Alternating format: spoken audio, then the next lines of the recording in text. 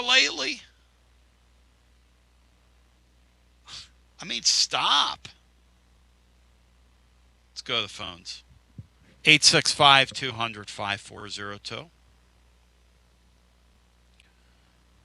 The Playbook with the great William Pattison is on the way next. You will bow thy head when you say that young man's name. Head. Hello and welcome into our next call. You're on the air. How are my French compatriots doing today? There he is. Got Davy Lynn. Well, guys, I'm in a bit of a crisis mode here.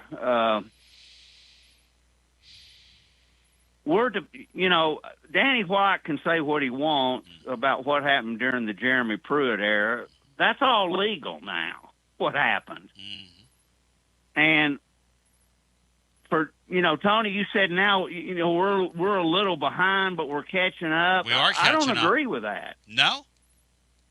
No, because the Money Changers Commission, are we going to tell kids? I'm watching us play basketball the other day. Yes. And thinking, are we going to have to tell these future, I call them combo recruits. From now on, when I talk about a recruit, I'm talking about portal first, high school second. It's all one thing now. Are we going to tell them the check will be in the mail? That we got to let some guy on a commission from Casper, Wyoming, or the Dakota Territory? No. What I was talking about, WLN, was not that. I mean, they're still coming with the cash. What they're not doing is they're not getting involved with guys in the portal before the portal opens, basically. That's what they're not doing. They're not. Okay, so we're ignoring aggressive. that commission. Yeah, for the most part, yes. We're not ignoring it to the way to the tune that Texas Tech is, but everybody, and WLN, stay right there, because I want to remind you, this is the Tony Basilio Show. Check us out at tclub.team. We have a couple thousand words there today. We'll have some stuff on the Hoops team tomorrow, also on Alabama's implosion, which leads us to Kevin Skarbinski will join tomorrow in the first hour. Marky Boy Griffin in hour number 2. We've got to come up with a name for his show as well. We love you. We appreciate you. We thank you. We support you. Playbook William Pattison next. You're listening to FM 105.7 and AM 1340, WKGN Knoxville, and W289CU Knoxville. Fan Run Radio.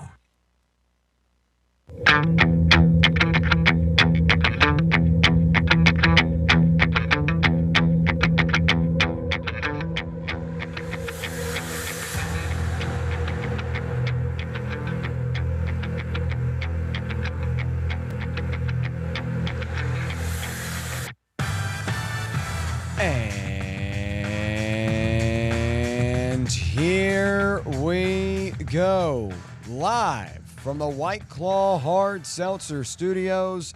It's the Playbook, presented by VIP Play.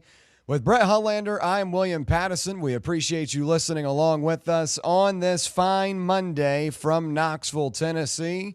And we have got plenty to cover over the next 2 hours, updating you on all of the transfer portal news for the Volunteers and much more, as we've got a quarterback situation to look into as well. Sam Leavitt headed to LSU. Joey Aguilar, an answer on his future is expected as well.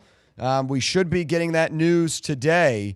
So a lot to cover over the next couple of hours. I'm coming in from Atlanta today, and, was in Jacksonville yesterday and got to watch some playoff football. Obviously did not go the way that I had hoped, but a really fun experience nonetheless. A little bit checked out for, about 24 hours of all the portal stuff. So now back here in Knoxville, ready to roll and go full throttle on everything. So we'll continue to update the board. I'll run down the updated rankings, or I guess not rankings, but updated list, visitors, commits, tell you all about them. Also talk about that quarterback situation here in a little bit, as Tennessee's top quarterback target has now chosen elsewhere. We'll continue to update you on that quarterback situation with Joey Aguilar. Might have some news over the next 2 hours. And we'll also talk about a couple of guys that are headed elsewhere. Boo Carter and Lance Hurd, two big names from last year's team, headed elsewhere and have found new homes. We'll tell you where those are. We'll also talk the college football playoff. We had what was supposed to be a good game on Friday, but then turned into an absolute beatdown of what might be becoming one of the most dominant teams and well-coached teams in college football history. We'll talk about Indiana and Oregon and also get ready for the national championship that is expected to go down in a week between Miami and Indiana. We'll also wrap it up with our final thoughts, talk some NFL, as yes, I was in Duval County, and we'll debrief on that. So a lot to cover today. Let's welcome in the rest of the crew, beginning with Brett. Brett, how are you today? Pretty good, man. It was a busy weekend for myself. I wasn't at any playoff games or anything, but definitely watched y'all's game, and the playoff games in general were all came down to the last few drives, and they were all pretty epic. The one last night was kind of boring. Chargers don't have much, but yeah, busy weekend. I was out on the soccer pitch yesterday all day, and family stuff on Saturday. So it was a fairly busy weekend. Watched those playoff games and keep an eye on this portal, man. It's pretty wild. Just real quick, it looks like the Joey Aguilar situation conference call may be scheduled for 2:30 today. I was just reading an article VolQuest, Eric Kane just put out about 5 minutes ago. So conference call set for 2:30. He doesn't really give any details about what's going into that, but kind of like or how long it'll last. So, but that's the new info I've gotten just real quick on Joey Aguilar. Okay, according very to Eric Kane on VolQuest. So kind of probably get a ruling during the drive, I would assume. So those guys will have us covered with any updates on him. Hopefully, maybe we get some good news today or whatnot. So, Interesting. Yeah. Okay. So I just wanted to update you and the listeners as well, because everybody's wondering about that news. Yes. When it might drop. But Yeah, we have a better idea. And again, expect that today for Joey Aguilar. It came out yesterday. Matt Zenitz of CBS Sports reported that it is unlikely that Aguilar will get it. But then again, my thought process behind that report isn't the judge the only one that knows? I mean, isn't the judge the one that's ultimately making the decision? I don't think the judge is leaking out what he's going to do. Yeah, no, it's an interesting situation. Like, I don't know what they're having a conversation about. It doesn't. I mean, is it just simply going to have a conference call? You're eligible, you're not eligible, or is there something Joey needs to do on his end? It seems like it'd be a pretty. It's not a good report you're getting from Matt Zenitz. No, but how he's getting that is kind of a little bit surprising. So, I guess though we'll get the official word on everything, and portal's not open much longer either. So it's an interesting time right now for Tennessee football in this, at least the quarterback offensive side of things right now. Yeah, just 4 days left to enter the portal, and that closes on January 16th. But obviously there's still a couple of names I'm surprised.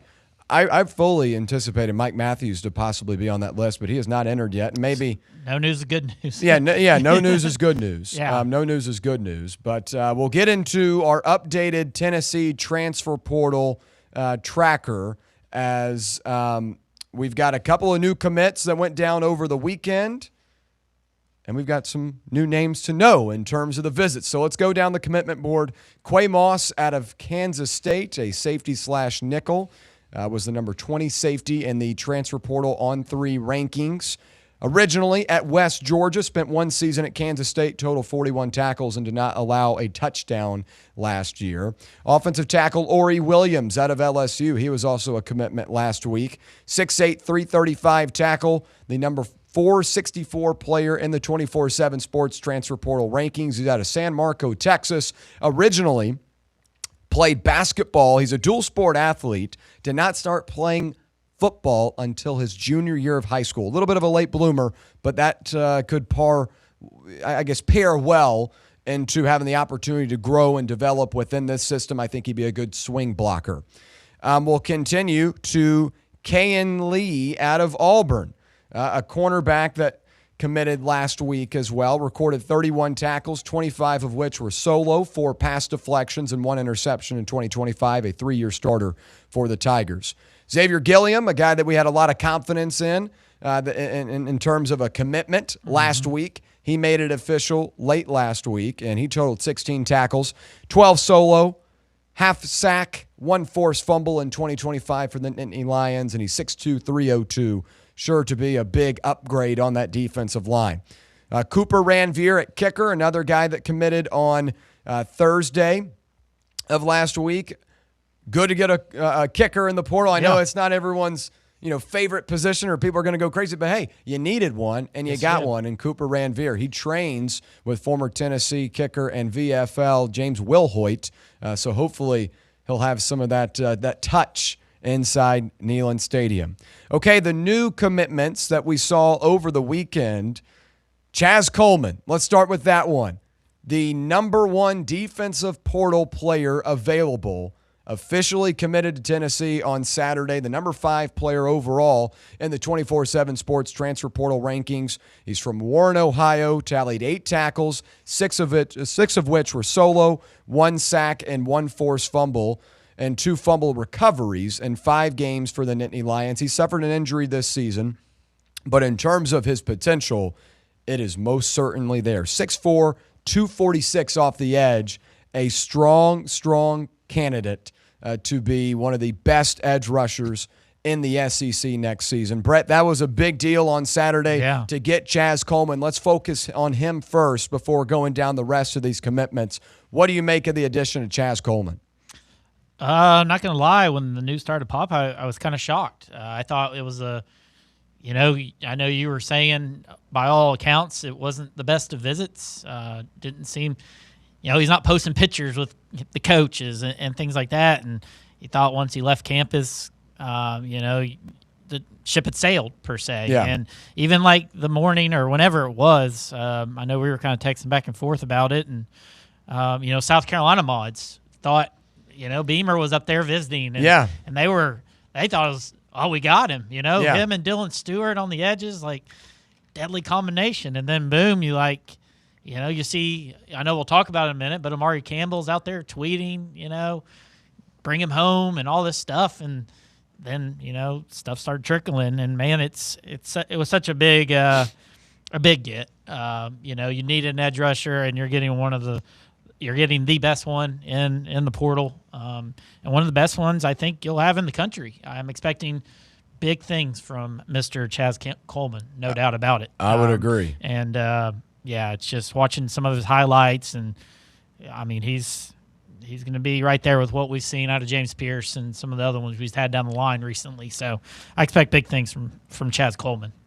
And to be with Rodney Gardner, I think, is Absolutely. really, really big as well, because Rodney Gardner, we know, folks, is a really, really good developer of talent. And Chaz Coleman, one of the best in the portal in terms of that talent. Yeah, absolutely. Tennessee had a clean sweep on the Penn State guys. And I thought it was big. Once you got Xavier Gilliam in the boat, the recruiting amongst each other was going to be there.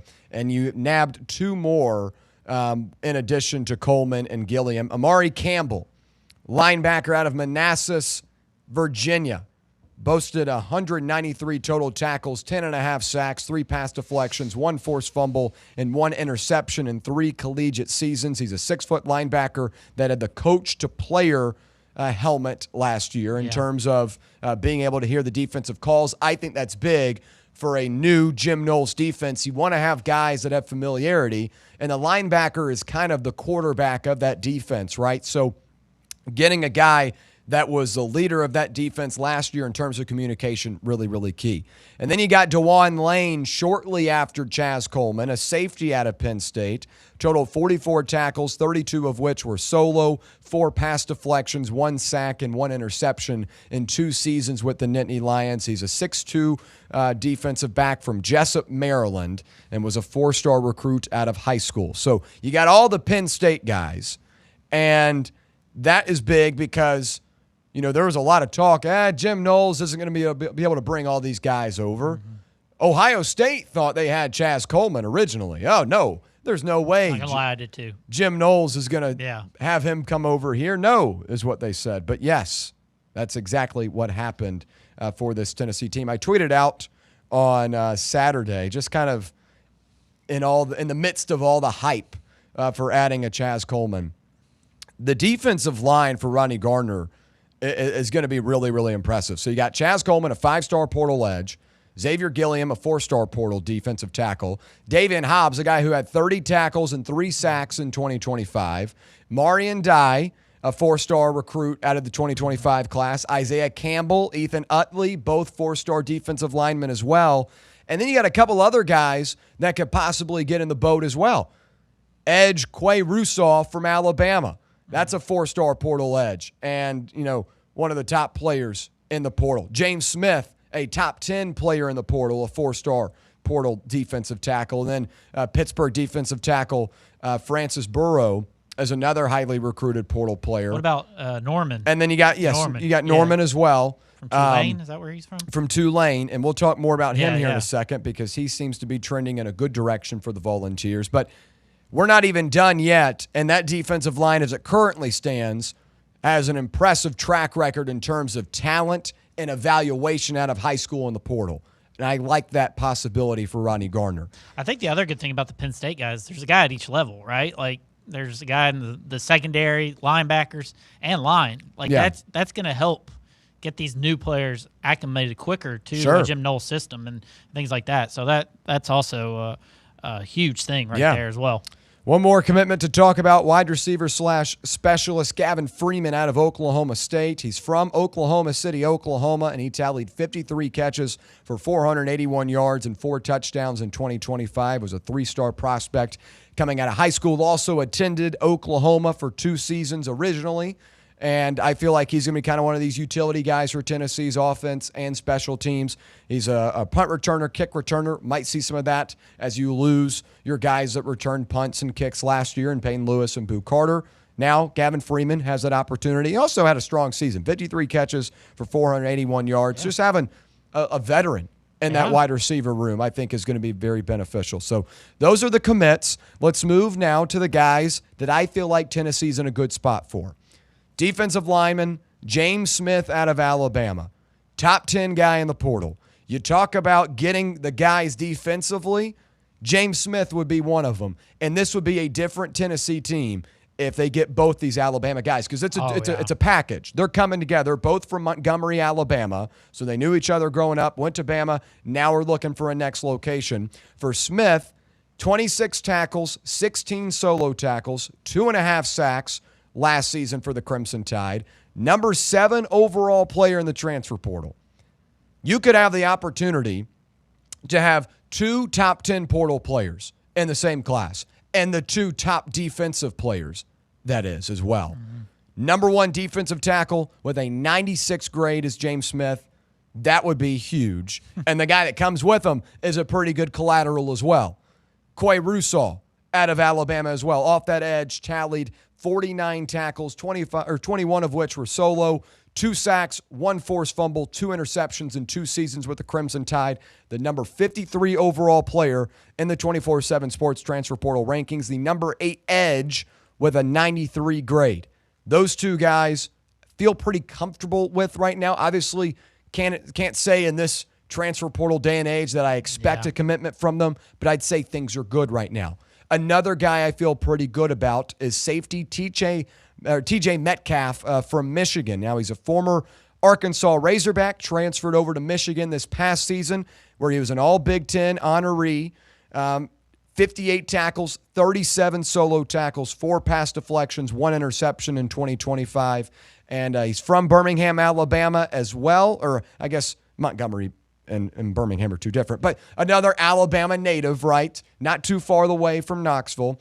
And he's totaled 129 total tackles, 11 pass deflections, and 4 interceptions in 3 collegiate seasons. He'd be entering his senior year with the Volunteers if he were to officially commit. And I think that would be another really nice addition. I think that'd be an upgrade from what you got in Quay Moss out of Kansas State originally. I think TJ Metcalf, if you look at him, he looks the part. He looks a guy that is going to be an FCC level defensive back. Big, muscular, I like the size. I like the experience he has, both in the SEC and the Big Ten.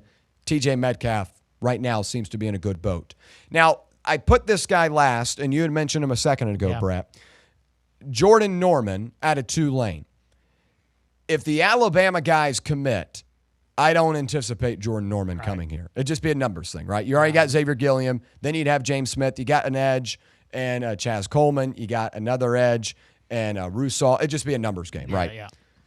But I will leave him on here because as things currently stand, Tennessee is in a good spot with him. I think it's the domino effect, though, of who comes in. But he's a 6'4", Hoover, Alabama native, 28 total tackles, 15 solo, 6 sacks in 2025 for the Green Wave, a top 1,000 player in the portal. He's got an 85 grade, began his career at South Alabama. Obviously, the two Bama guys are much, much better prospects. Right. But depth and just getting guys in the boat, I think, is important. But I would say if the Alabama guys commit, I think Jordan Norman will be a shine better elsewhere player. Now, we are reading the chat, by the way, just a lot to cover as this is a Monday. But a couple of people have also mentioned Francis Burrow out of Pittsburgh. I put him today on my lower confidence side of the board. Talked to Francis last week. He is taking a lot of visits, has a couple of more lined up this week. It just feels like Tennessee, it feels like that visit was a while ago, right? Where he was Tennessee, or at Tennessee on Wednesday last week, Tuesday, and he's taken like 5 other visits since. So I don't think that's going to be a guy we anticipate to see here. But maybe he's just going through the process of taking all the visits. He's a really good dude, by the way. No offense to anything he is doing. He's taking his visits, as I would too. Ohio State, South Carolina, Notre Dame, Miami, Indiana, but a lot of competition there, right? So a lower confidence guy would be Francis Burrow of Pittsburgh. So I named those 5 guys off. Lower confidence, a little bit more confident in a couple. Who is the most important player out of that group for you, Brett? I think it's definitely you got to say it's the Alabama guys. I really do. I mean, that changes your trajectory even more. Just more depth, high quality depth. That's really good if you can add those guys. I think it's these guys kind of hold the key to what your other plans are and things like that. There's quite a few visits this weekend, and I think it's a domino effect of what kind of goes on with them. But yeah, I mean, you got to continue to build that, front line and things like that. I do like I like all these guys that visited. Honestly, I mean, TJ Metcalf is an experienced guy, even more so than DeJuan Lane. No disrespect to him, but this guy has even more experience and things like that. Maybe they can play together. I don't know which they're free safety, strong safety type thing or whatnot. But more guys you have in the fold, and even on the back end, you just like that everywhere. So you love the names and things like that. I can't really say I'm more in on one particular guy, but I mean, just from reading, kind of what Austin Price was saying about those Alabama guys, it kind of fires you up a little bit. So, get them in the boat, then man, it's really turned into one of the best defensive classes, around, no doubt about it. I mean, it's shaping up to be what could be, Heupel's best class out of the portal ever. Obviously, a little bit more emphasis on fixing things because this last roster was not there defensively. For those watching on YouTube, just put out a poll. Give your approval rating to this point in the transfer portal, A, B, C, D, or F. So drop that, give your opinion on that. We'll read those answers here in a minute. Some new targets, some new visitors as well. I'll update this. We begin with defensive lineman Dylan Evans from Texas A&M, a defensive lineman. Safety Conrad Hussey from Oregon State. Obviously already have a nice Oregon State to Tennessee portal connection one time with Jeremiah McCoy. Defensive lineman Walter Mathis Jr. out of LSU. 2 running backs here, both from the state of Florida. Jacoby Jackson from the University of Florida, played for the Gators this past season, was a part of that multi-running back unit that the Gators pumped out. I think he would be a really strong number 2 option. I like him more than this other guy, but again, it all comes down to Just seeing whether these guys can sign that dotted line. But the other running back to know is Gavin Sawchuk out of Florida State. Began his career at Oklahoma, transferred to the Seminoles this past season, and is now back in the portal. 2 running backs to note there. Quarterback Bo Prabula out of Missouri has been added to the transfer portal visit list. And when this news dropped on, I believe, Friday, I was on the way up to Atlanta when the news dropped. I'm not a fan.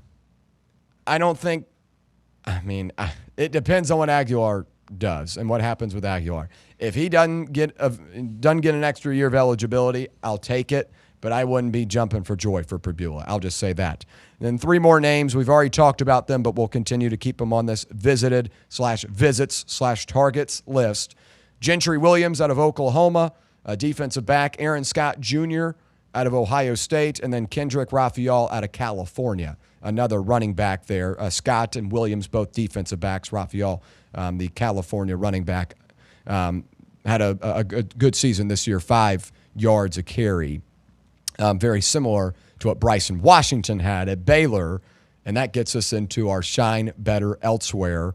Couple of new names. Bryson Washington, who visited Tennessee last week on Friday, is now headed to Auburn. He committed, I believe, yesterday or Saturday, either one of those, but he has now gone elsewhere.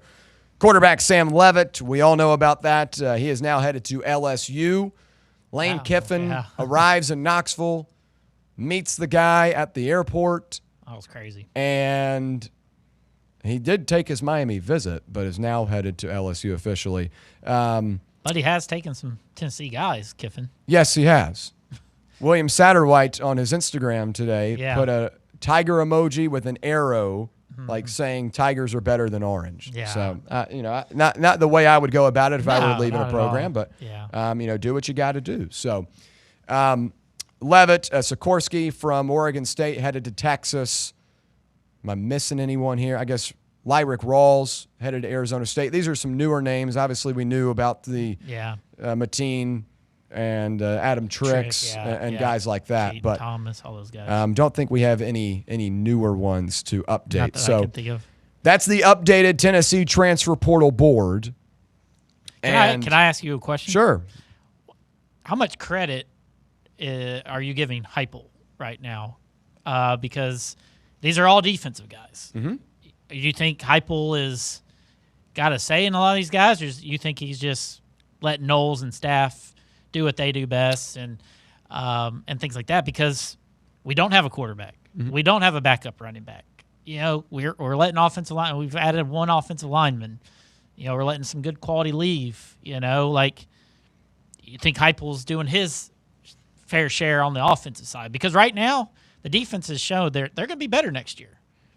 You spoke on this a lot of times. George Mack's your starting quarterback right now.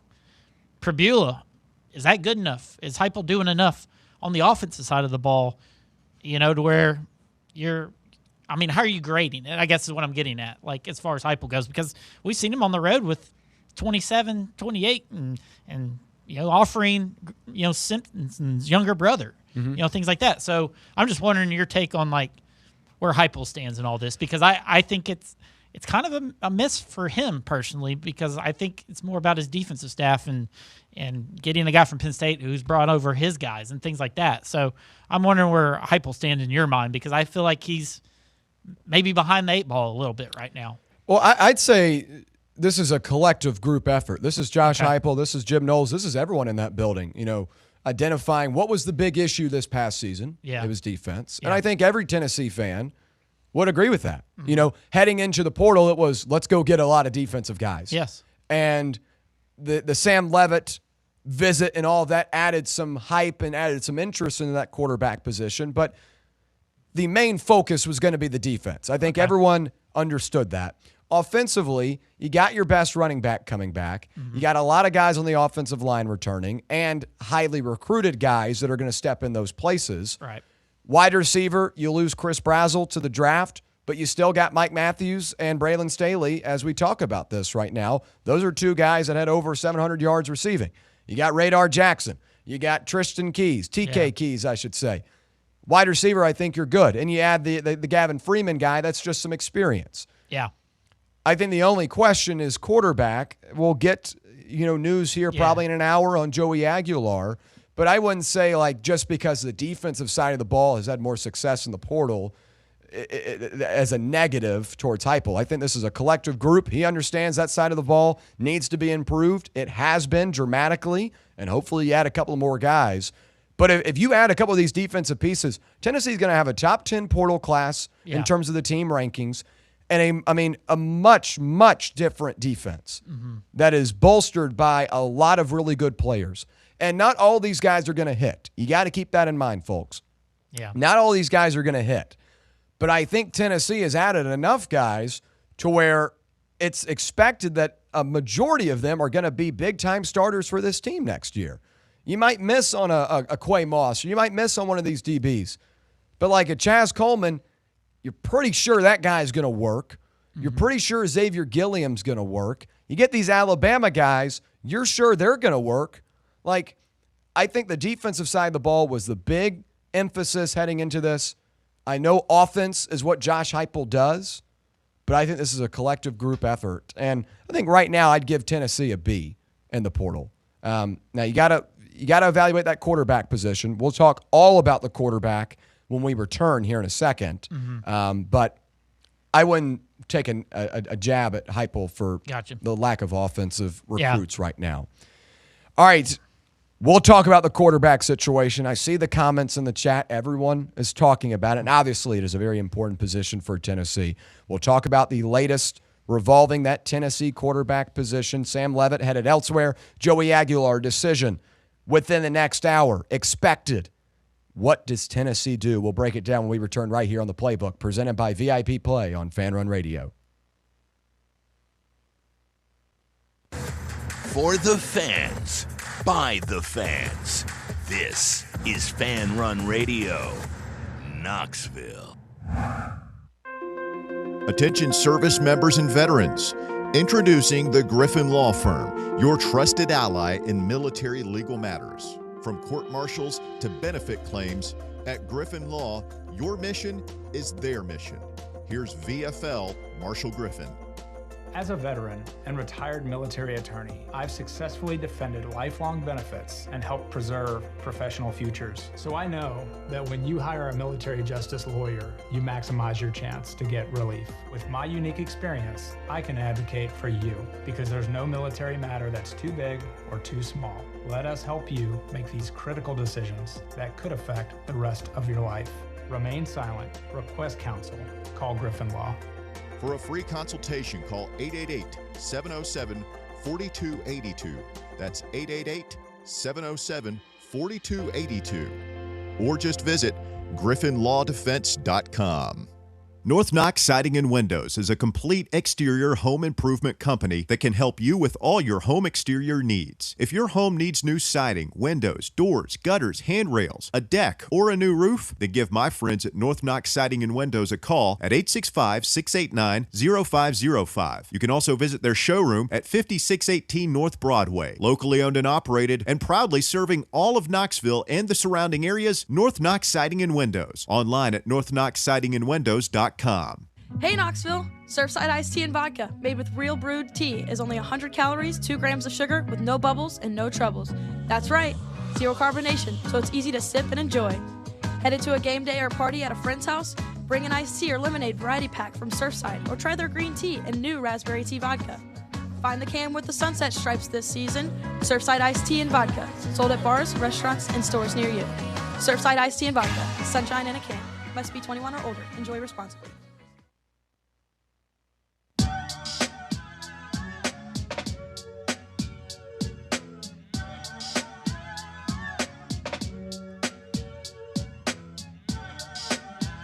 All right, back here on the Playbook, presented by VIP Play. We appreciate you hanging out with us on this Monday.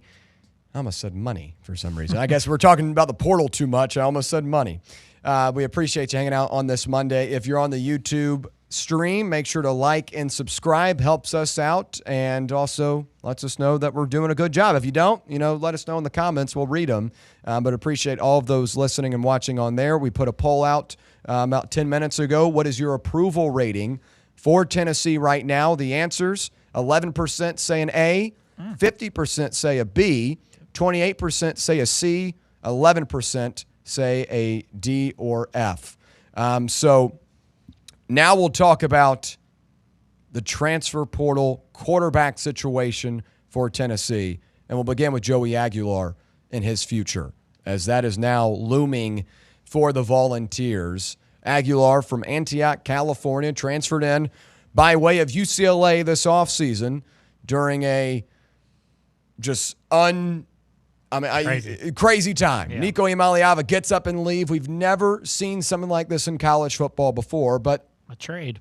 Aguilar stepped up and became the guy for Tennessee this season and did so in a really cool fashion. Obviously it wasn't the best season we've ever seen from a Tennessee quarterback, but I thought for a guy that got on campus 2.5 months before the season kicked off, he did a pretty damn good job. And at this moment in time, he seems to be your only quarterback option, or at least only quarterback option with confidence and not having to go, break the bank somewhere, add in a whole new guy. So Sam Leavitt has committed to LSU. This all went down Friday as Leavitt was leaving Knoxville. Lane Kiffin meets him here in Knoxville, has a discussion with him, lets him know the financial offer has been raised, and that was that.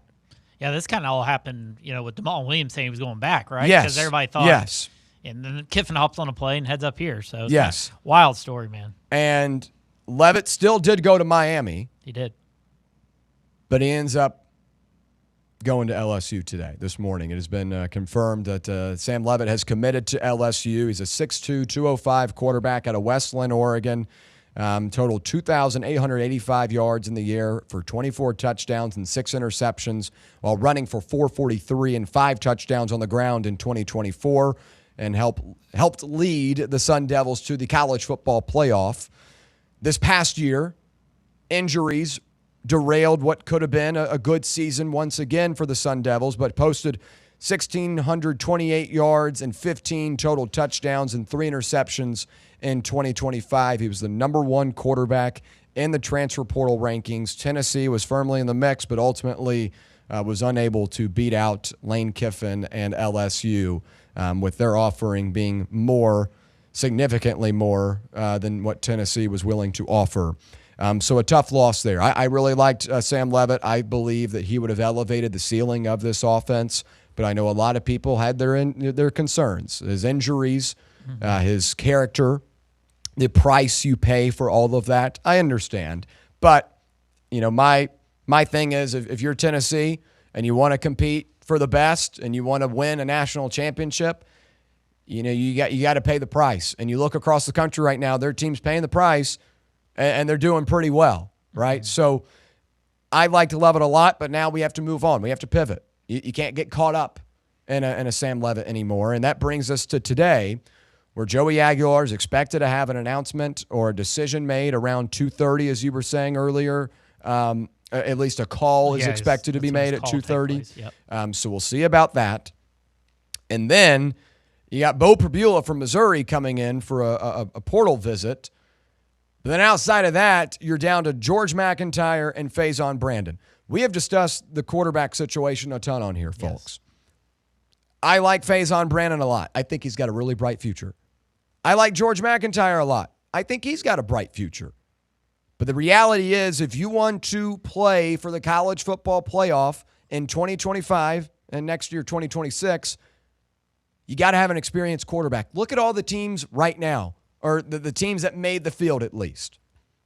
The ones that played on Thursday and Friday are all in their last year of eligibility or are draft eligible, have played multiple years of college football already. Dante Moore started off at UCLA, and he was a dumpster fire. It was horrible.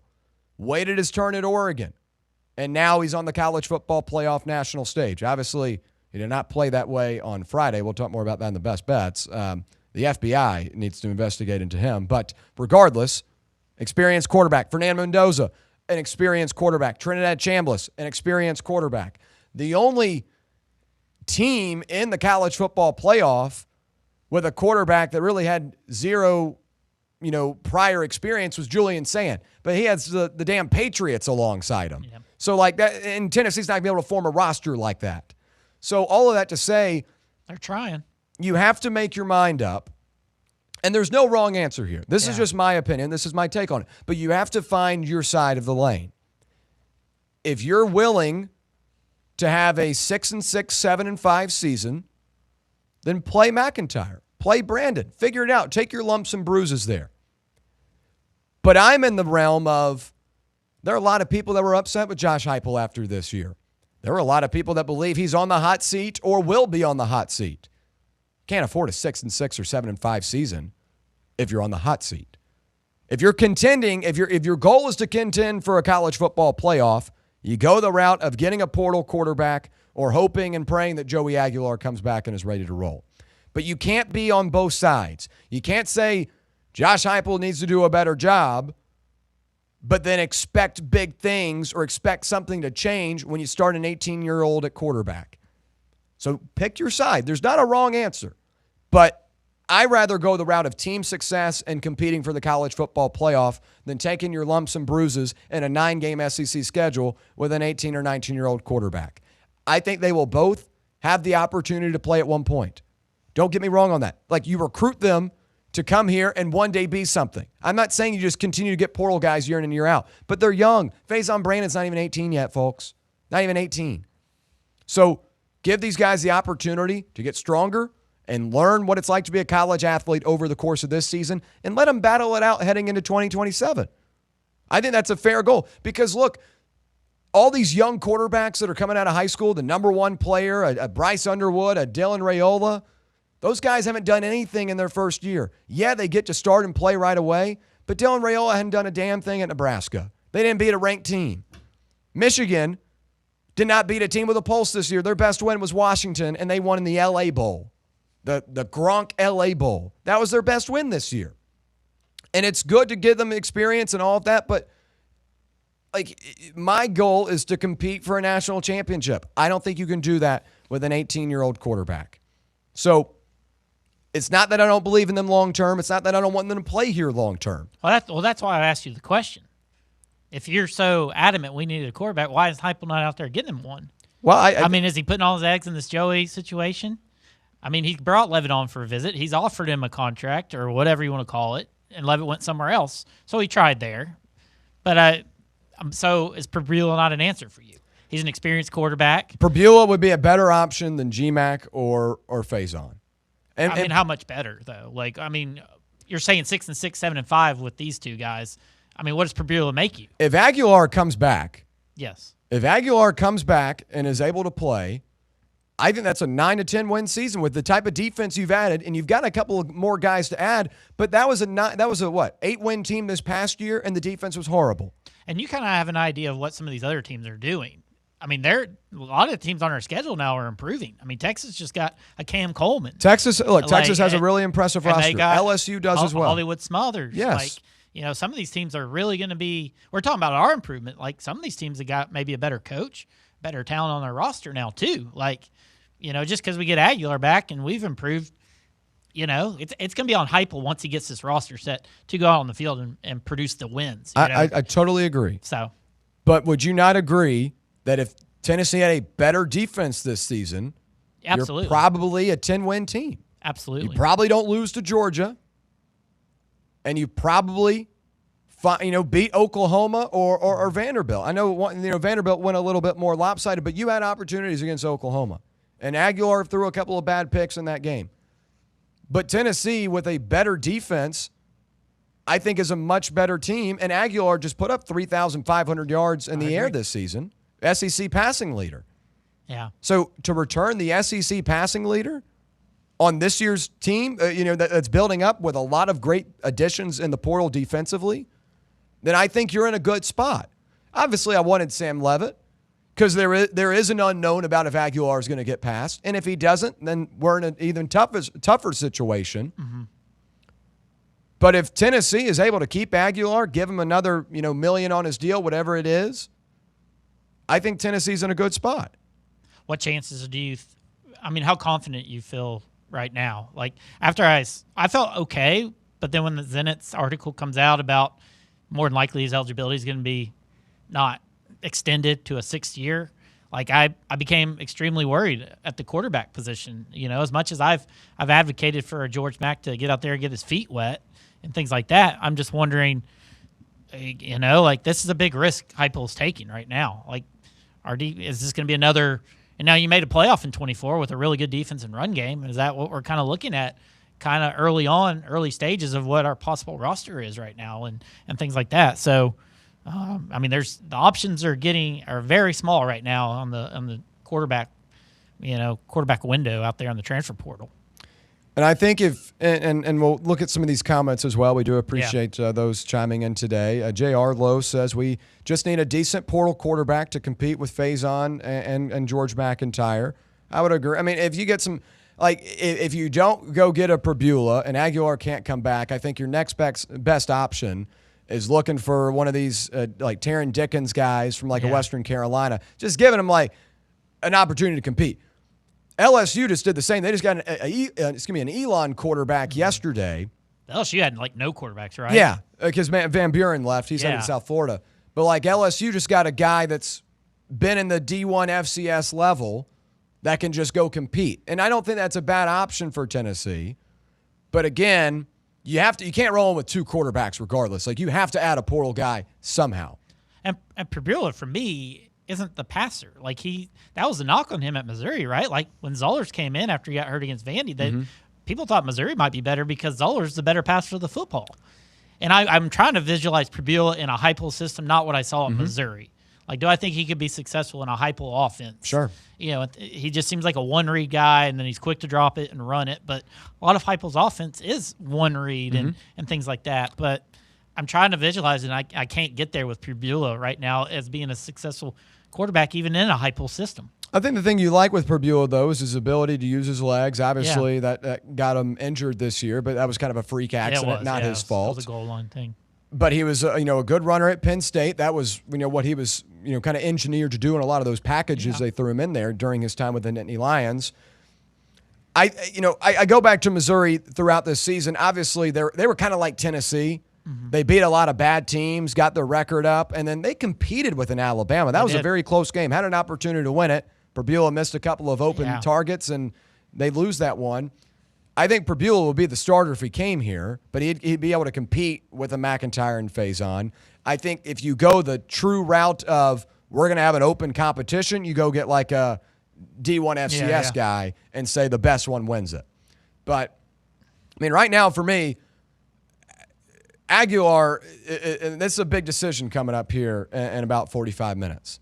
Because if he's able to play, I feel a lot more confident about what's going down. Because he's experienced, he understands his system is only going to get better, has the chemistry with a lot of these receivers already. I think that would be a really, really good option for Tennessee. And you don't have to pay, you're not having to break the bank to pay him. And you can then go to these Alabama guys and say, hey, just went in the back.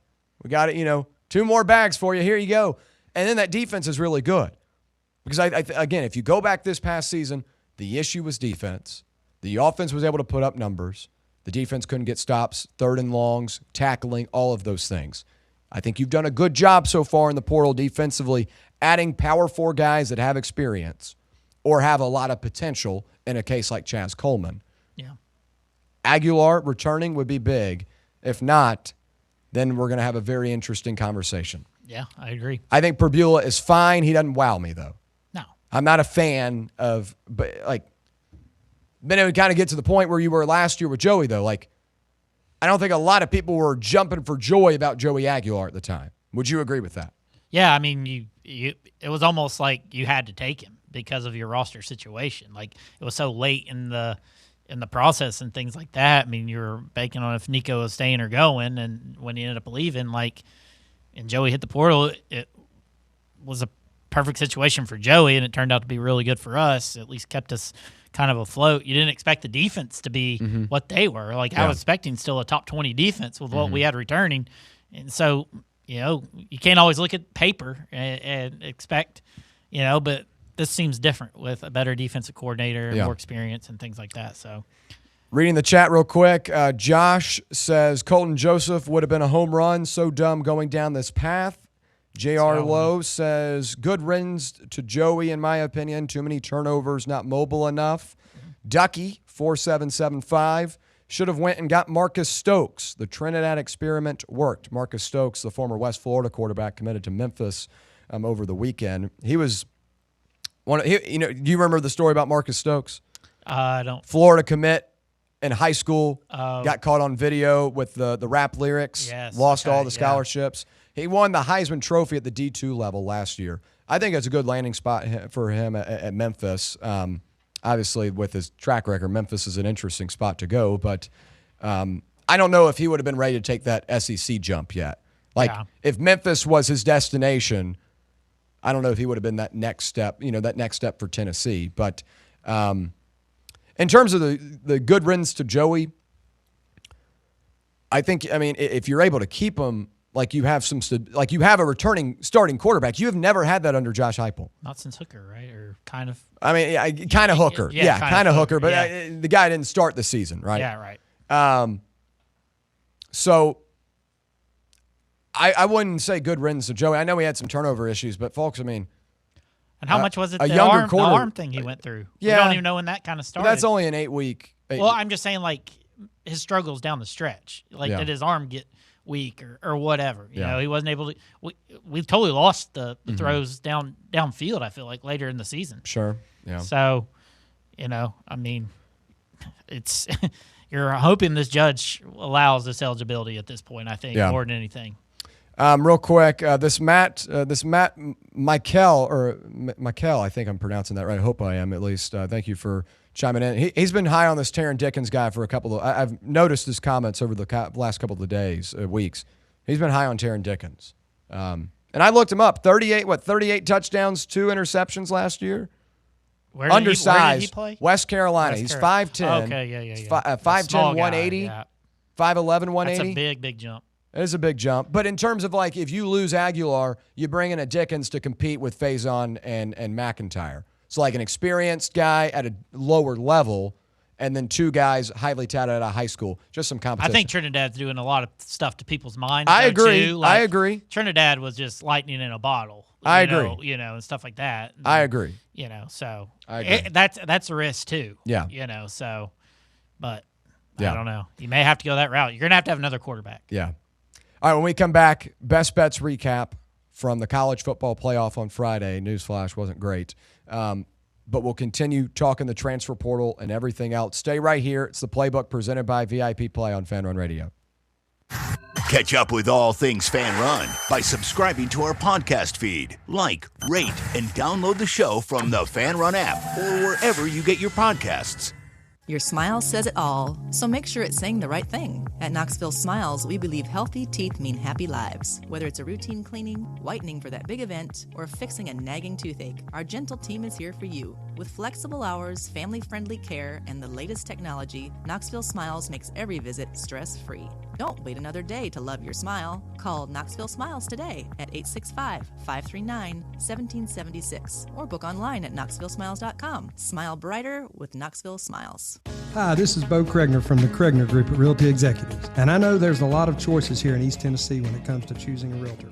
Here's why the Kregner Group is different. At the Kregner Group, our motto is walking by faith, serving others. It's how I live my life. It's how I run my business. Here at the Kregner Group, we're committed to doing real estate the right way. Faith, honesty, integrity. The Kregner Group. Call me anytime at 865-742-1035 or visit my website at boknowshouses.com.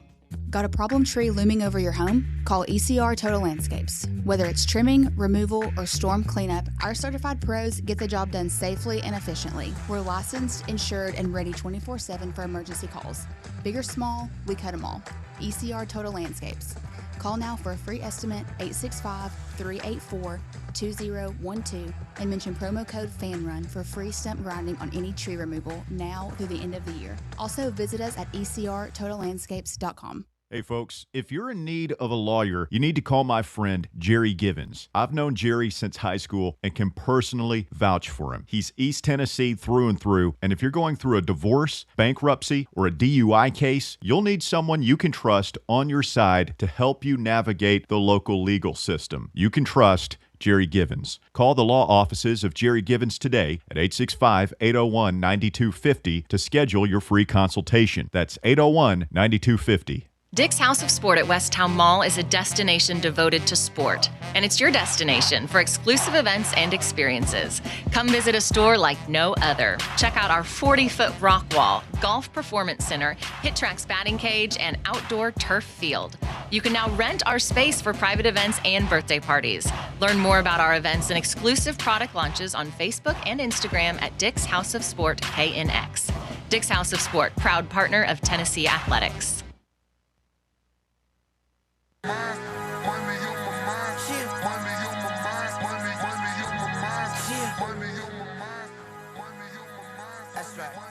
All right, back here on the Playbook presented by VIP Play. We appreciate you hanging out with us. Now time for our Best Bets recap presented by VIP Play. Folks, the College Football Playoff National Championship set for Monday between Miami and Indiana, and the divisional round of the NFL is up next this upcoming weekend. Also have the wild card game tonight, so you can get involved in the action immediately if you wanted to. But the playoffs are here, which means you need a book to bet on, and that is the VIP Play app right here in Tennessee. Use the code FANRUN, all caps, to claim $100 in bonus bets when you bet 20. And with everything going on right now, there's not a better place to get involved on the action than VIP Play. Gambling problem, call 1-800-889-9789. Must be 21 years or older and located in Tennessee to bet. Shout out to Talk Sports. They hit a big parlay this weekend on the VIP Play app. They gave it on Friday, and it was 17-1, multiple props involved, and they had a nice cash there. So anyone that tailed along with Talk Sports, congratulations. Also, congratulations to the Talk Sports guys. I didn't have any direct involvement because John Reed did have Parker Washington already placed, but he asked if there was a prop that I liked, and mine was Parker Washington as well. So a little scary there for a while. I think I gave him some reassurance there. Yeah, he got it like in the fourth quarter. Well, he had a couple of chunk plays he did, over the course of it, but we'll talk Jags at the end of the hour. But all right, best bet recap. Oregon plus 3.5 for 3 units. Did not go well. Honestly, but really. That was something. I just think it was like game flow was really important. The pick six to begin the game, that is, immediately an issue.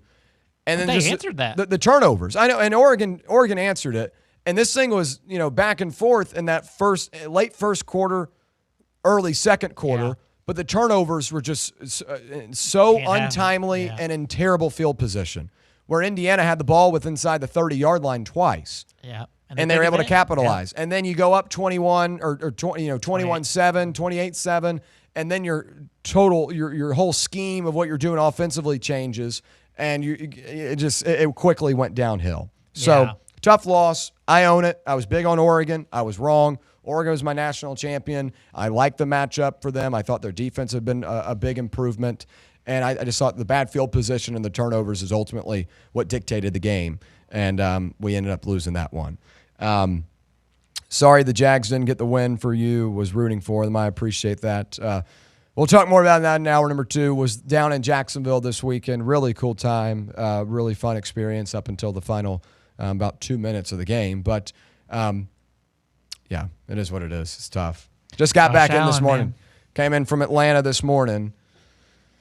I had my debrief in the car ride yesterday, driving back. Drove to Atlanta and then spent the night in Atlanta and then got up this morning. But it's tough. I mean, we'll talk about it later. Coming back in hour number 2, Transfer Portal National. Texas is heating up, folks. The number 1 team in the portal right now, have added a ton of really impressive players.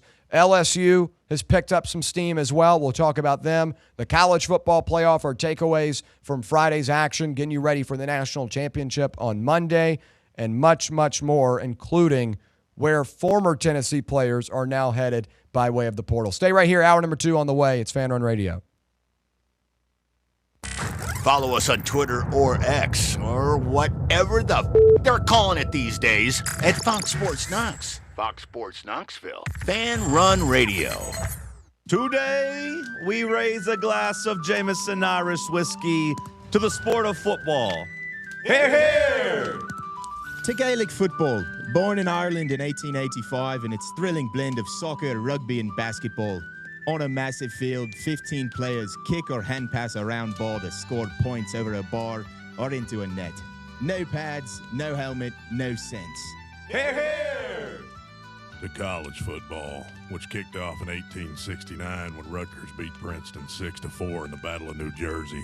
With 11 players and helmets and pads, teams battle on a 100-yard gridiron with explosive pass plays and hard-hitting tackles. Unless you're called for targeting. Hear, hear! Since 1780, Jameson Irish whiskey has been enjoyed by sports fans all around the globe. Whether your football is Gaelic, American, or even soccer, we can all agree on super smooth Jameson Irish whiskey. Hear, hear! Are you tired of waiting on interest rates to drop before you start saving money? I'm Chris Burleson with University Lending Group, and I've got a better way. With a traditional closed-end mortgage, most of your payment goes straight to interest, not your balance. But with my Smart Loan, every deposit you make cuts your principal immediately and reduces interest in real time. On average, my clients pay off their mortgage in just 7 years. Call me today at 865-388-7634 or visit smartloantn.com and let's turn your income into financial freedom. NMLS number 332941. Blackford Veterinary Surgery Referral specializes in surgeries not regularly performed by your pet's general veterinarian. They're currently accepting referrals from vets all across the country. With their newly renovated state-of-the-art surgery center and highly trained staff, clients can rely on professional and thorough care. If your vet says that your pet needs surgery or rehab, ask for a referral to Blackford Vet and let them get your best friend back on its feet.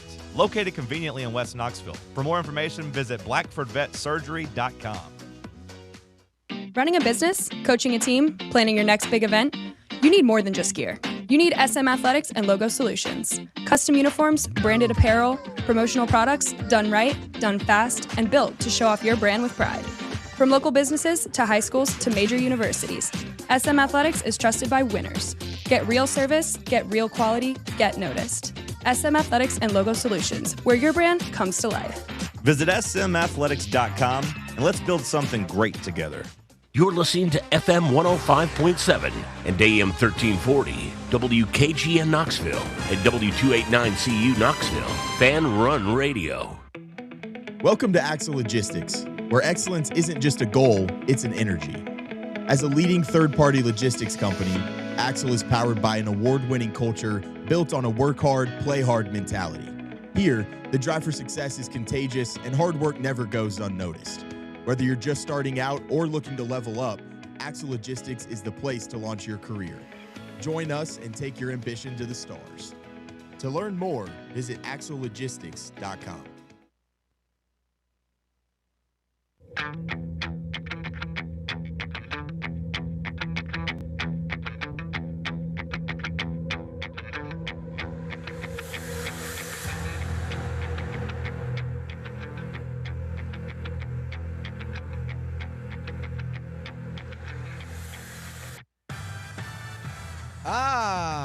Here we go.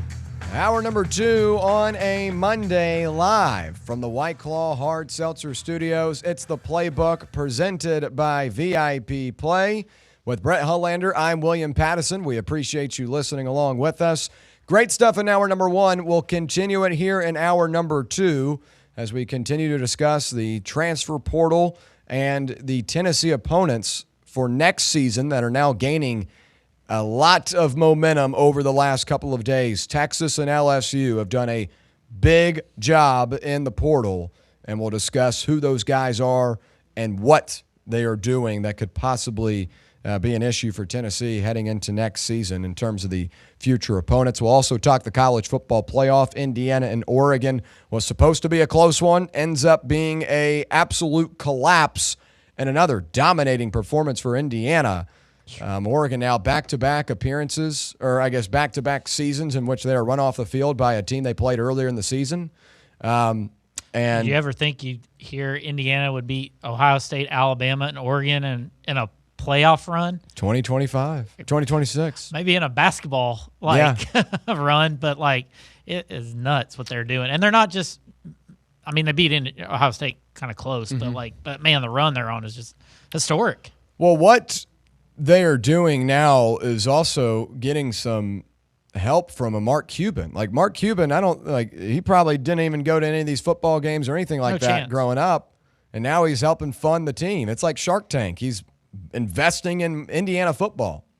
They're 7.5. He's on the sideline. Like, it's crazy, man. It is nuts. Indiana 7.5-point favorites on VIP play up against Miami next Monday. That game will be being played in Hard Rock Stadium. I don't know if you've seen the prices for it though. Yeah. The get-in price is like $3,000. That's nuts.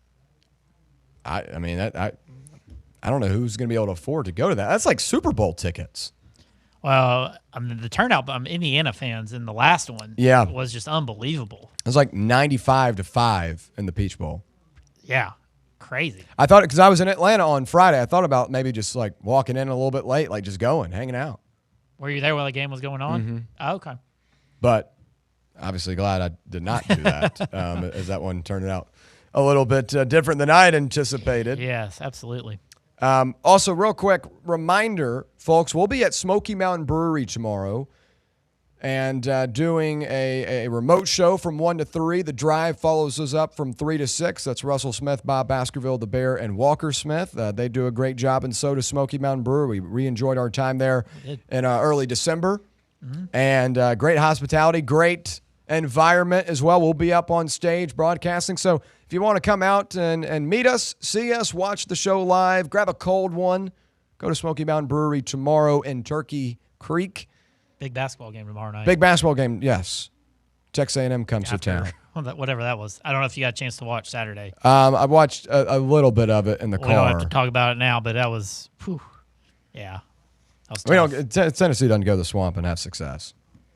No, I mean, they can at least show a pulse. I mean, that's the thing. All right, let's get into the transfer portal on a national level now. Obviously, earlier we talked about Sam Leavitt headed to LSU, a Tennessee target out of the portal, 6'2", 205 out of Westland, Oregon. He's going to head to Baton Rouge after taking Arizona State to the college football playoff in 2024. Totaled 2,885 yards in the air for 24 touchdowns and 6 interceptions, while adding 443 and 5 touchdowns on the ground. Last year, this past season, I should say, banged up, and that was a big gripe for a lot of Tennessee fans. A lot of people said, I don't want any part of that. That's the reason why these numbers from this past year aren't as great. 1,628 yards, 15 total touchdowns, 3 interceptions, and I believe 8 games this season for the Sun Devils. Played until, might not even be 8 games, probably 6 games. Did not play until he missed a couple of weeks, came back for Texas Tech, and then missed the remaining. Did not play in November or December, we'll say that. So missed the final month of the season. Probably played 6 or 7 games. But was the number 1 quarterback in the transfer portal rankings. I think he's a game changer, an elevator, a dual threat guy that can do a lot of different things. I know the injury was there. I know the character was asked by a lot of people as well. But regardless, he's headed to LSU. Character is at an all-time high there, so it will be a great fit for Leavitt. But this is a LSU class that is building to be really strong right now. Leavitt's just one piece of it. Jace Brown at wide receiver from Kansas State, he was an all Big 12 guy 2 seasons ago.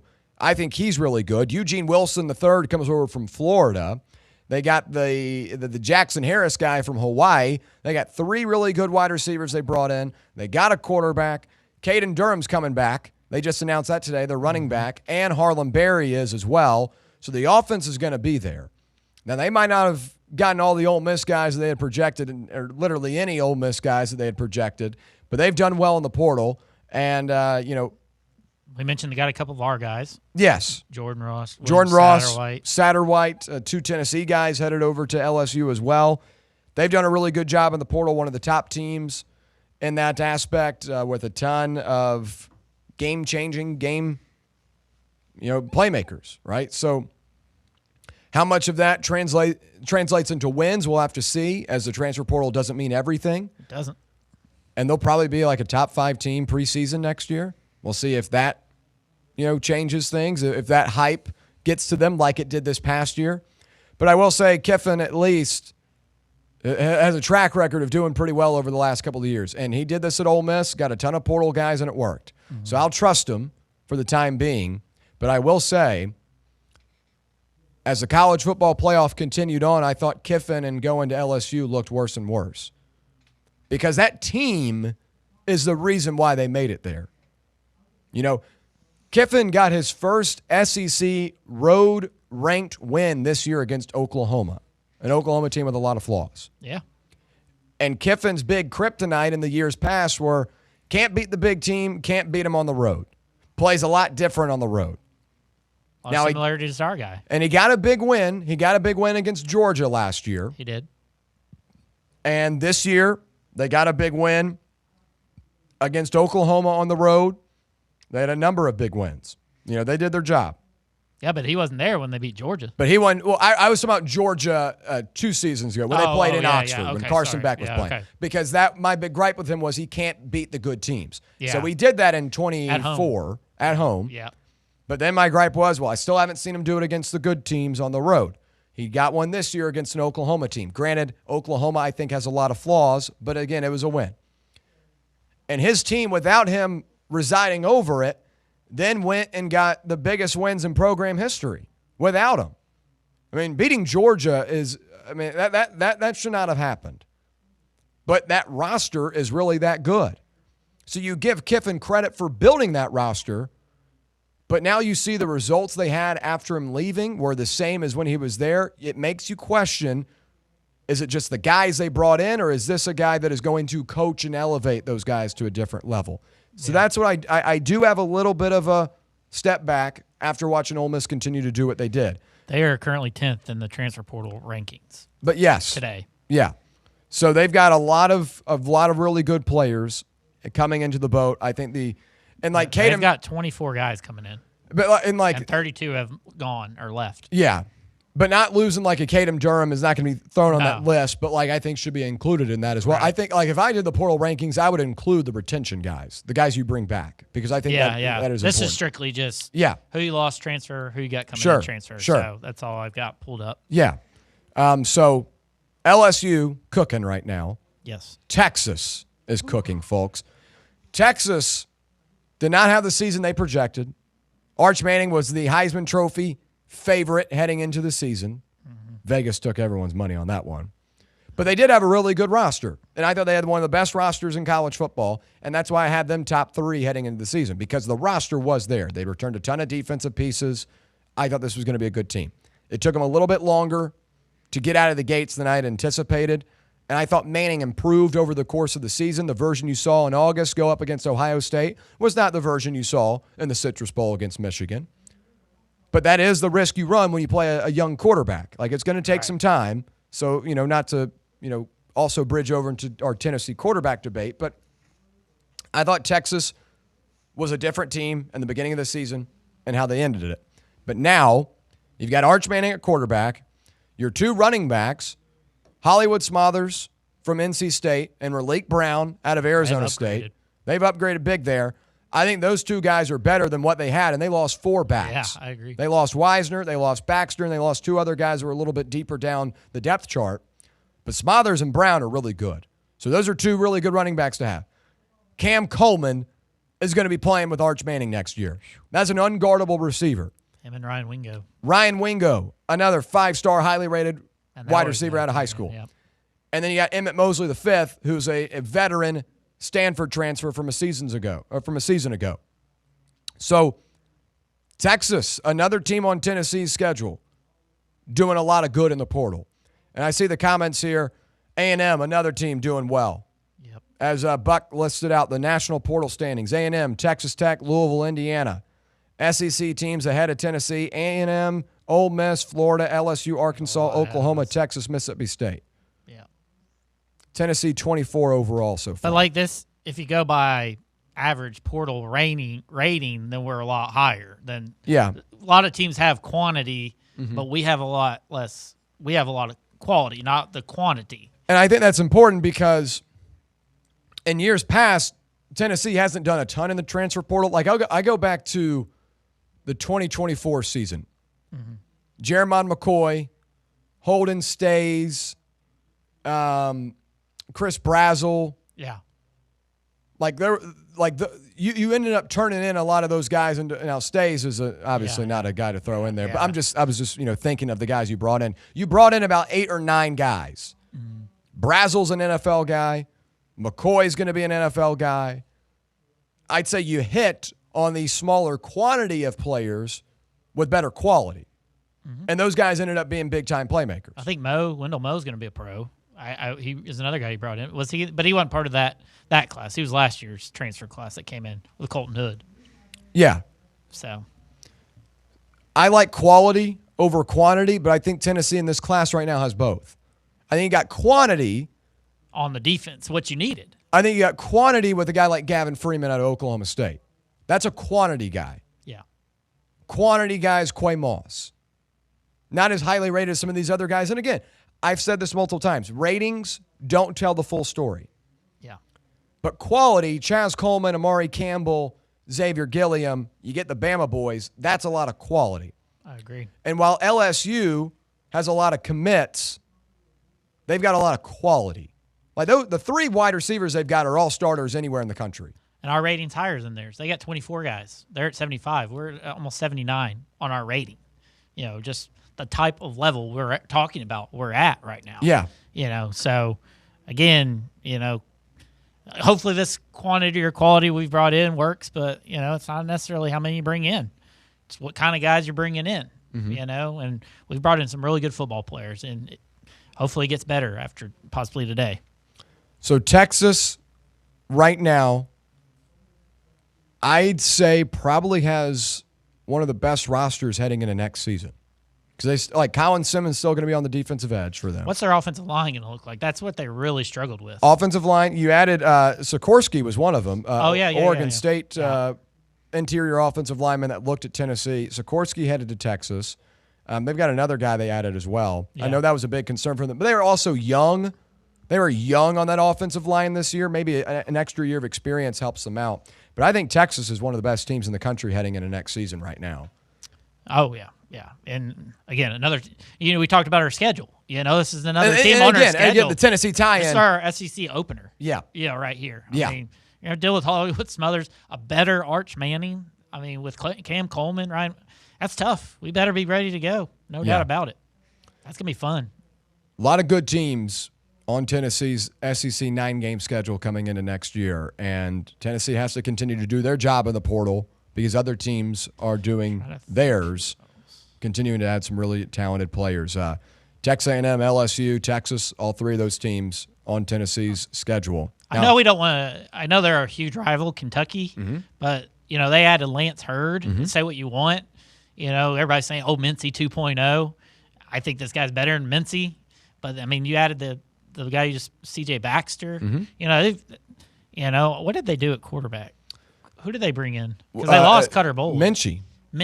So, I mean – they're going young there, but, again, I mean, this Will Stein, new coach, another team on our schedule that has solely improved as well. I think I hate talking about it. It makes my skin crawl, but, just a name I'm thinking off the top of my head that I saw popping this weekend. Sure, yeah, and Kentucky did add a lot of guys. And on the topic of Lance Hurd, we'll just go ahead and mention the Tennessee players that have now headed elsewhere. Lance Hurd being one of them, headed to Kentucky on what seems to be a $2 to $3 million contract. They got money up there for. I don't know where they're getting it. They've got some. I don't know where they're finding it, but they got some.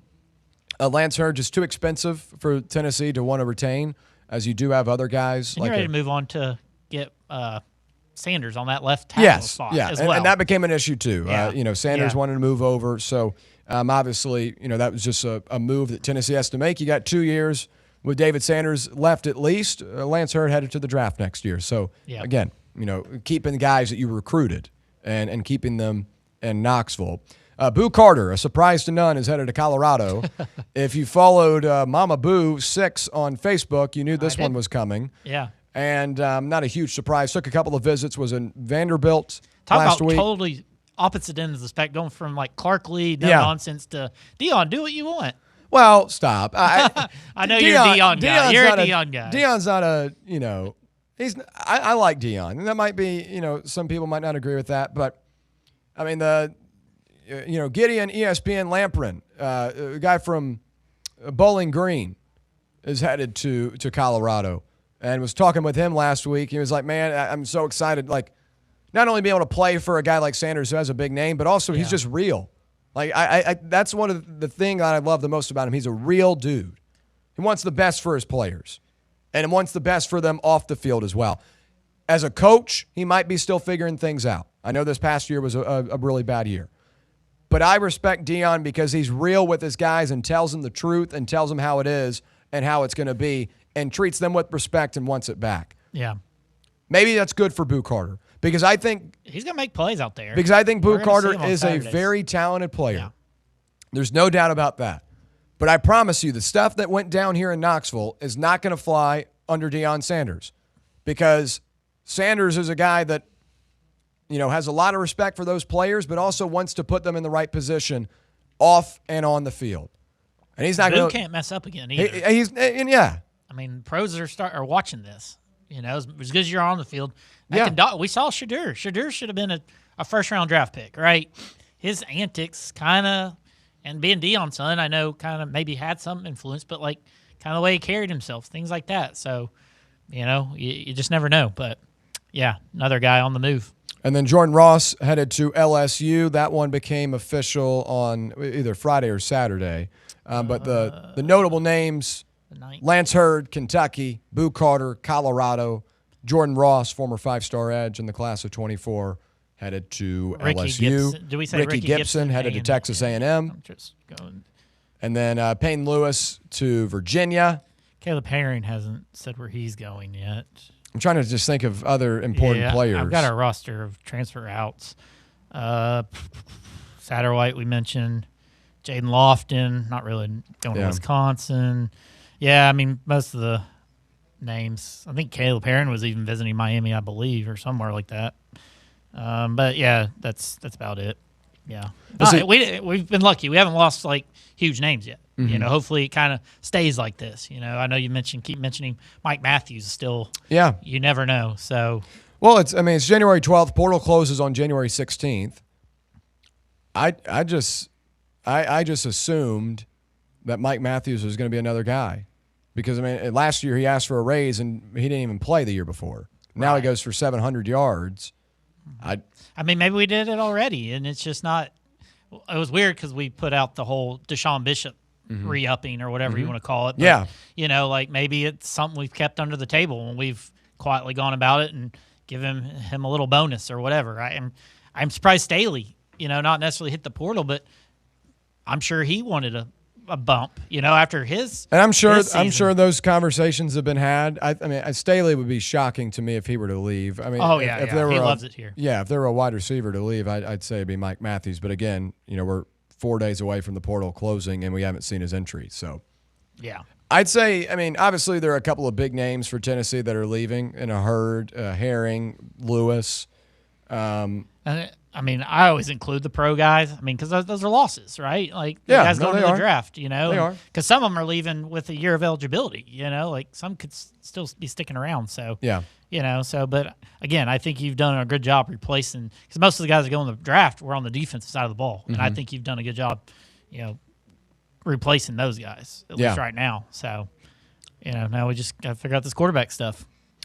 All right, good stuff. The transfer portal national recap and rundown in the books. When we come back, we'll talk the college football playoffs. And, folks, we are on watch for Joey Aguilar and his future. A decision looming today, and an expectation is that there will be an announcement at some point this afternoon on whether he has been denied or granted an extra year of eligibility.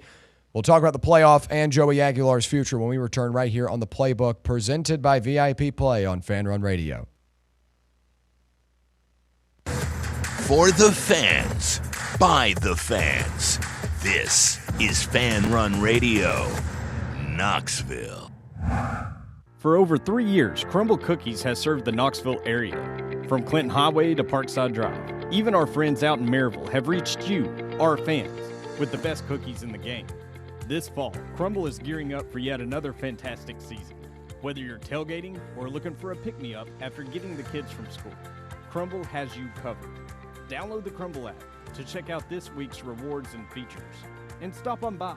Tell them Fan Run sent you, but don't miss the cookies. Vol fans, reimagine your home at Broadway Carpets and Flooring for any remodeling or building needs. With a variety of carpets, rugs, hardwood, vinyl, and stone, Broadway has all the flooring and installation options you're looking for, including pet-resistant products like Pet Perfect Carpet from Shaw Floors. Visit their showroom in downtown Knoxville or the location in West Knoxville located on Kingston Pike near Pellissippi Parkway today. Yeah, it's another day, but what kind of day is it really? A day of doom scrolling? Laundry day? Nah, it's a White Claw day. Light and refreshing tasting, uniquely cold way filtered. There's an iconic flavor for everyone. So grab a pack, grab your friends. Make the most of each day with those who matter most. When you're together with White Claw, every day is a once-in-a-lifetime experience. You just gotta grab it. White Claw. Grab life by the claw. Please drink responsibly. Hard seltzer with flavors. White Claw Seltzer Works, Chicago, Illinois. Yeehaw! I've been hooting and hollering ever since I started betting with the VIP Play app. VIP Play has more than 200 leagues, every bet type you can imagine, live betting and live hosts, all with 24/7 support from real live people when you need them. Start betting better with the VIP Play app today. Don't be a better, be a better with VIP Play today. Download VIP Play today or head to VIPPlayApp.com. Make sure you use the promo code FANRUN to take advantage of their welcome bonus and so they know that we sent you. Gambling problem? Call 1-800-8899-789. Must be 21 or older and located in Tennessee to bet. A brand built in Tennessee and born from the love of the game. Inward Half revolutionizes golfing comfort. Crafted by a former pro and dedicated enthusiast just like you, our luxury performance wear guarantees you stay cool and comfortable through every swing and every day. We're not just a brand. We've set out to create a lifestyle for those who understand that impeccable style and premium performance are a hole-in-one. Enjoy the walk-in with Inward Half. Hey Vols fans, Cody Brown here. I grew up right here in Tennessee and know what it means when someone says, I've got your back. That's why you can trust Farm Bureau Insurance of Tennessee. Whether it's your home, your vehicle, your family's future, or the business you built from the ground up, we will show up for all of your insurance needs. We are Tennesseans who understand what matters, which is doing right by you. Insurance is not all about just paperwork and policies, but it's about the people we insure every day. So if you want insurance that hits home, give me a call at 865-992-3871. Go Vols.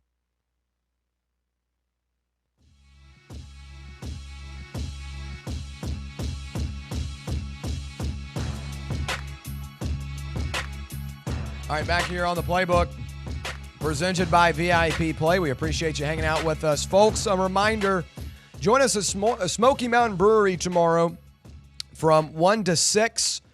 We'll be on from 1 to 3. The Drive, who follows us up in about 30 minutes here on Fan Run Radio, they'll be there as well from 3 to 6. So come hang out with us, grab a cold one, try out some of the newest flavors and beverages they've got to offer, and listen to the show. Hang out with us. Hang out with the crew. So should be a lot of fun tomorrow. Smoky Mountain Brewery in Turkey Creek. We were there earlier in December. Great environment, friendly staff, good time. So hope to see you there. Joey Aguilar Watch continues. We'll take a couple of questions right here in the YouTube chat and then discuss Aguilar. If the 2:30 ruling is when we're supposed to get the announcement, or the 2:30 call is... That's when his call is supposed to start. Yeah, so I guess... so it'll probably be... around 3? Yeah, I mean, who knows how quick it'll drop as well, so... But we should know something today, obviously. Yes. You know, so... Should know today. Tennessee's probably wanting to know, too, obviously. All right, a couple of comments real quick. David Speaks says, I guess we are just getting a quarterback 3. There's Aaron Nolan, Jaden Davis, Austin Novosad, and Taron Dickens, besides Perbula and Longstreet. Ducky says we need a senior or junior, although I like Noland. Landon Kelly. Shout out to Dallin Hayden, by the way, Landon Kelly. He's going back to Memphis, a former Ohio State and Colorado running back. Nice. Went to not high school. I grew up with Dallin, but he's headed to Memphis for his final year. And he's a Christian Brothers guy. Landon Kelly, a Christian Brothers guy here in the chat. He says Eli Holstein as well. Ducky asks, who's Miami going to get? Landon Kelly, well, if the rumored offer question. to Ty Simpson is true, he could see him going there. Oh, yeah, I forgot about the Ty Simpson thing. And then, Ducky, one more question. Since Peyton Lewis left, that better mean we are going to spend a bag on David Gabriel. Well, that'd be a really fun addition. He's a 2027. We got to get through this portal first, Ducky. Yeah, 2077 doesn't help us. We got to get through this portal first. But yes, what is it? David Gabriel Georges? Yeah, GGG. Yeah. That'd be a stud. So they're asking about the quarterbacks, right? So yeah. Aaron Nolan began his career at Ohio State, backed up at South Carolina this past year. He's back in the portal.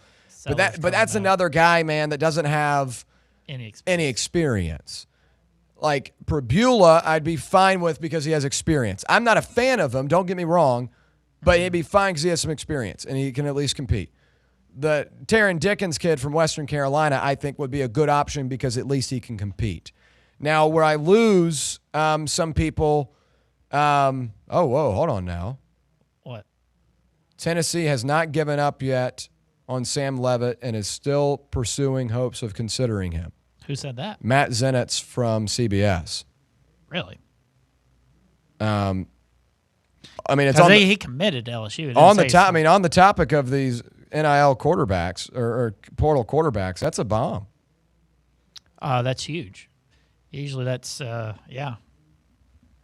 But that's going to mean re-upping the offer.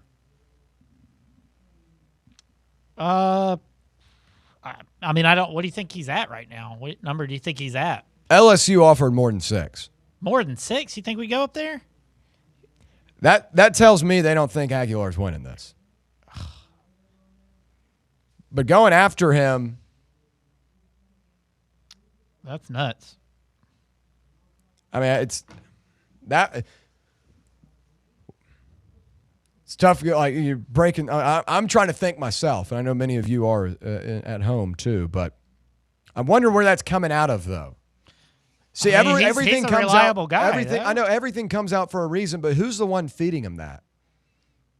Does that help Tennessee's case? To do what? Is that a Tennessee person leaking that out there? Well, I'm gonna see. I'm interested because I know Tennessee's offer. I know what Leavitt wants. LSU beat out both of them. That's way too much money for him, right? I mean, I guess if you got it, go do it. Really good comment here. David Speaks. $6.5 million for Leavitt would be gambling Heupel's job if you don't make the playoffs. Oh, absolutely, 100%. Yeah. That's a hell of a comment there. I really like that because that is 100% true. Because if you go Leavitt and you drop everything for him, and don't get me wrong, Leavitt, I think, would be like he would raise your ceiling with what you've done in the portal already defensively. And you add those Alabama guys, that's a really sound group.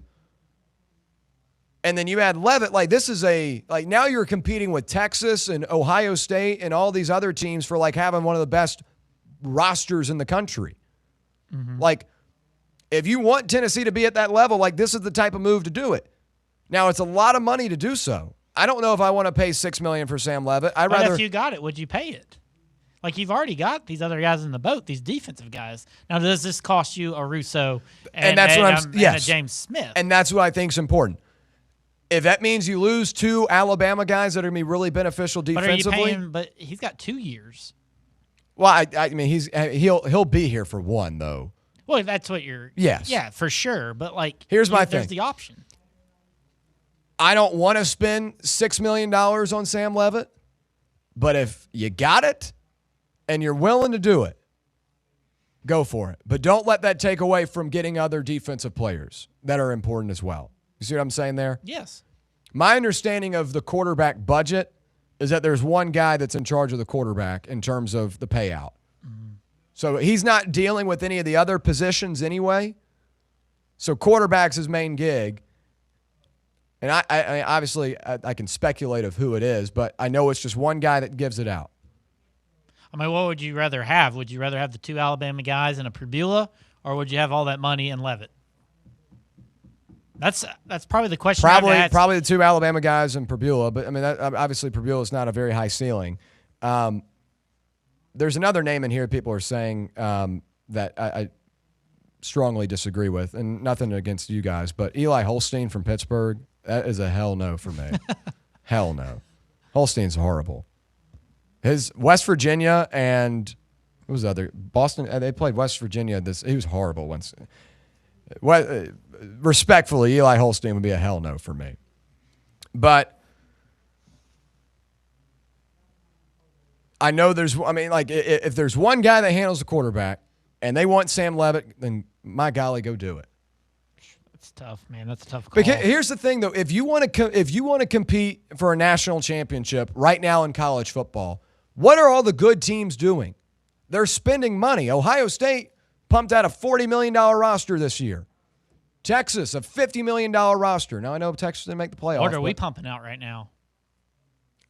I mean, this past roster, I'd say, was in the 20s. And I think this one's probably... This would probably double it. Well, if you sign Leavitt, then you're in the 40 to 50. But even still, those two Alabama guys are not going to be cheap. I mean, it's a package deal, So, I don't know. I think I'd rather have the two Bama guys, but that's just me. So let's say Ty Simpson's in the mix for this as well. Now, I know Ty Simpson declared for the NFL draft, but Miami is offering $6.5 million for him to come play there. If you had the option of Leavitt and Simpson at the same price, at what? At 6.5? At 6.5, who would you go with? And chat, you put it in there as well. Put your name in, Ty Simpson or Sam Leavitt. If they were both at the same price, who would you go for? Put it in the comments.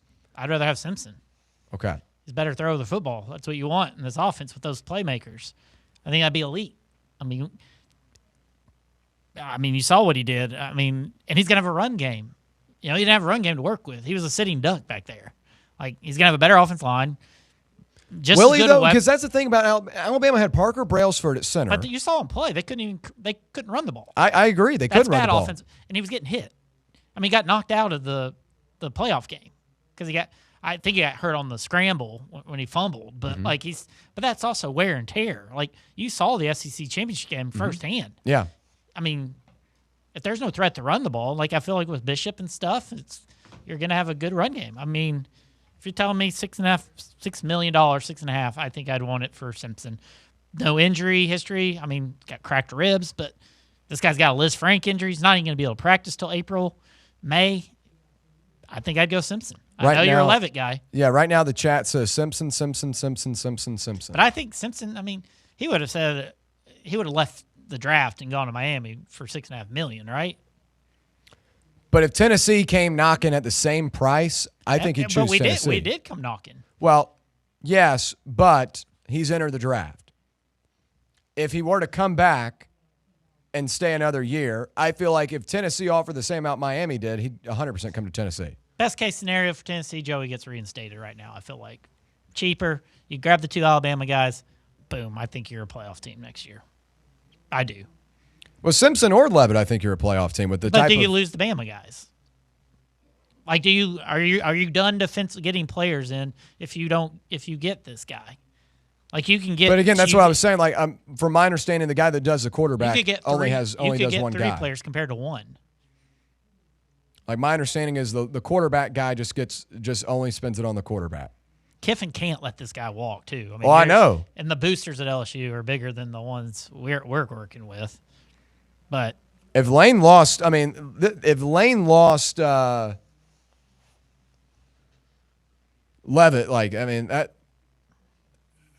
would be insane. But what was even more insane is the fact that he came up to Knoxville to go intercept him before heading on the plane. You got to give the guy credit. He's going all out. Just like Tennessee didn't give up with Chaz Coleman. They went up to his damn house. We want you. The thing about Kiffin, he's taking pictures. Yeah, he's doing all this stuff to troll us. Coleman said it wasn't even worth. Like, he was like, you guys don't need to come. Yeah, that's true. That's true too. But could Merklinger come back in or the portal? I don't think Merklinger's going to come back. I don't think that's an option. Landon Kelly, I don't know. I don't know the guy. I don't. But I just know that there is a guy. If I knew his name, I probably wouldn't be able to say it anyway. But I don't know the name of the guy. Just run Faison and play for 2027 again. With all the money you're putting in on the defensive side of the football, and Jim Knowles hire, like that tells me Tennessee's trying to compete for a national championship. I don't think you can do that with a guy that's still 17 years old right now. Even Basilio is saying Leavitt is a bad idea. Here's my thing for The Alabama guys, Ducky, are James Smith and Quay Russaw, edge and defensive tackle. And people are just constantly kind of like going, oh, look at what he did against Mississippi State. But your point, look what he did against Texas Tech. I mean, what's more impressive? Like, to do that against that Texas Tech defense was highly, highly impressive. My understanding on Leavitt's injury is that it was a precautionary surgery. It was very similar to who's the guy? Well, I guess this is a Jags tie-in here, but it's similar to Travis Hunter. Travis Hunter didn't have to get surgery, but he decided to. Sam Leavitt didn't have to get surgery, but he decided to. Because it was like a nagging injury. Right. He played at 60% against Texas Tech and beat them in the regular season. That was the only loss Texas Tech had all year outside of Oregon. Sam Leavitt played that game 60% health on a bum leg. I think Leavitt has raises your ceiling in the system that they run more than Simpson, because Leavitt is a runner. Simpson is not as we hope he is. I mean, well, but he's not. But he's not as like he was this past year. But only like he can scramble. But like they weren't running design runs for him very often. Leavitt, that's what you have him back there for. Now, some people say he's a running back. I wouldn't call him a running back because the guy threw for 24 touchdowns and 6 interceptions in 24. And it feels like this has got to be something coming out of Leavitt's camp, right? Like his brother, like, Tennessee's still pushing for my brother. To maybe, is he trying to get the number up even higher? I don't know. Maybe I'll text Dalen. I'll text Dalen Leavitt and see what they're doing. I mean, it is. Like I can't imagine it being on our Leavitt side. didn't come out and commit yet. It's just it's been ESPN. Leavitt committed, right? He just didn't sign. Well, he hadn't. Has he announced it? I thought all the people had. Now I know he is. Like the graphics have been up there and all that, right? Has he announced it though? That'd be my question. I mean, do the guys normally announce it? Well, I mean, usually they do. I don't know. Because like remember this past weekend, Baylor got DJ Lagway, and then DJ Lagway was torn Ole Miss this weekend. So like that's the thing. Like I need a verified check mark next to a commitment, because I don't think we have a verified check mark yet from Sam Leavitt. I don't know. That's a tough decision, man. It's very tough. But I guess if you got it and you're desperate, I don't know. Appreciate the gifts from Timothy McGee. He says you have GMAC. And yes, Tennessee does have GMAC. But the way college football is running right now, you cannot trot out an 18 or 19-year-old quarterback and expect success in a 9-game SEC schedule.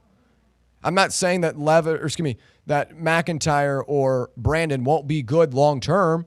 You recruited those guys for a reason. And I think you should play those guys, but when they're ready. Quarterback's a different thing than like David Sanders getting on the offensive line. David Sanders is a big-ass dude that can go there and play right away. Yeah. Quarterback is a lot of different things. It's understanding the system. It's, the reads. It's having the build and being able to, engineer a complete offense. It's a very difficult task. I don't think either of them are going to be ready at the beginning of the season. That's why you go with a veteran quarterback. Right. So, we wait for Joey Aguilar's future now with the, impending announcement. Will he get an extra year of eligibility? Will he be denied an extra year of eligibility? Joe Rogaski says GMAC will get cut in half in the SEC. And then a couple of comments about the Bama guys. They're taking a lot of visits, yes. But it sounds like they're pretty quiet. Like after they do visit places, that was what Austin Price said. But I'd say Tennessee's in a good spot for him. Oh, I mean, you got the last visit. I mean, Austin Price's little article this morning sounded like the momentum was at least on our side. I don't know if that's just simply because you go and you search them up. Looks like Ohio State seems pretty confident, like they always do. So I don't know. It's gonna be interesting. So Sam Leavitt, kind of back in the mix now. Kind of back in the mix for the Volunteers, at least according to CBS's Matt Zenitz. It's not over yet. But at the price, is Tennessee willing to pay it? 6.5. It's going to be above 6. And that's more than Tennessee offers. And are we battling them, LSU and Miami? Like, are we battling – Miami's got to be desperate in this too. What's their option after Carson Beck?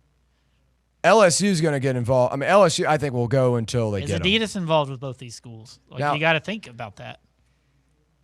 I think that's all the schools. That's a big bonus for Tennessee, I'd say, having the Adidas connection, because Adidas can work with him one-on-one and be like. But so with Miami and so with Miami as well. Yeah, LSU's not. They're Nike. But LSU's a big Nike school. They just signed a new contract with Nike not too long ago. It didn't stop Dylan Raiola, right? He went to Oregon. Yeah. And he was an Adidas guy. Yeah, but yeah. I don't know. This is got to make you happy. Well, you're a big I love Leavitt. I've sang his praises a bunch. If Leavitt came here, I would be a huge fan. Yeah, don't get me wrong. He'd be your favorite player, you said. He'd be one of my favorite players. That's crazy. I love Leavitt though. I've loved him since last season. I talked all about him this offseason. So you can look past the antics. I don't think there are antics. I think it has been overblown. It's easy to go pick out one thing. Like everyone's been reposting this video of Jalen following the BYU game and antagonizing BYU fans. Like no one is people leaving the games in Knoxville are getting. Oh, do we want, as a Tennessee fan, do we want this family dynamic? You speak on his brother like he's. I don't know what the word is to describe this guy. I think his brother. Like he's looking out for the best for his brother. I think he's a little bit of a hot shot. But he's a 6-year NFL veteran, played at Utah State in college. Yeah. A little bit of a hot shot, but I like him. I don't know him personally. Yeah. But I think the whole, Sam Leavitt has a character problem is a little bit overblown. I'm all about what you can do between the lines. Pavi is the biggest character we've seen in college football, but between the lines, he's one of the best college football players I've seen. Honestly, for his size and what he does on a football field and what he did for Vanderbilt, I can respect that. I don't have to like him off the field, but if you lace him up and give me what you got on between the lines, and I think Leavitt does that. I do, and that's what we're paying for. Not me personally, but that's what fans are paying for. Yeah. With this talent fee and things like that. I think Ty Simpson would be more well liked by the fan base. Absolutely. A Tennessee kid from Martin. Oh, a guy that waited his turn at Alabama. I think he'd be a really cool story. I think he'd be easily one of the most embraced quarterbacks that Tennessee has seen in a long time. Absolutely. Leavitt is a guy from the other side of the map. Flashy. A little bit flashy. He's kind of a flash. A little bit. Doesn't play flashy though. He plays hard nosed. Well, he plays. He's got some moves. He plays flashy. Yeah. But he's a guy that I think elevates those around him. And Tennessee needs a quarterback like that. So I think there are pros and cons to all of this. And I think if Joey Aguilar gets cleared, that's the best case scenario for Tennessee. But the fact that this stuff is coming out from credentialed reporters saying that Tennessee's still involved here. It's still only the one.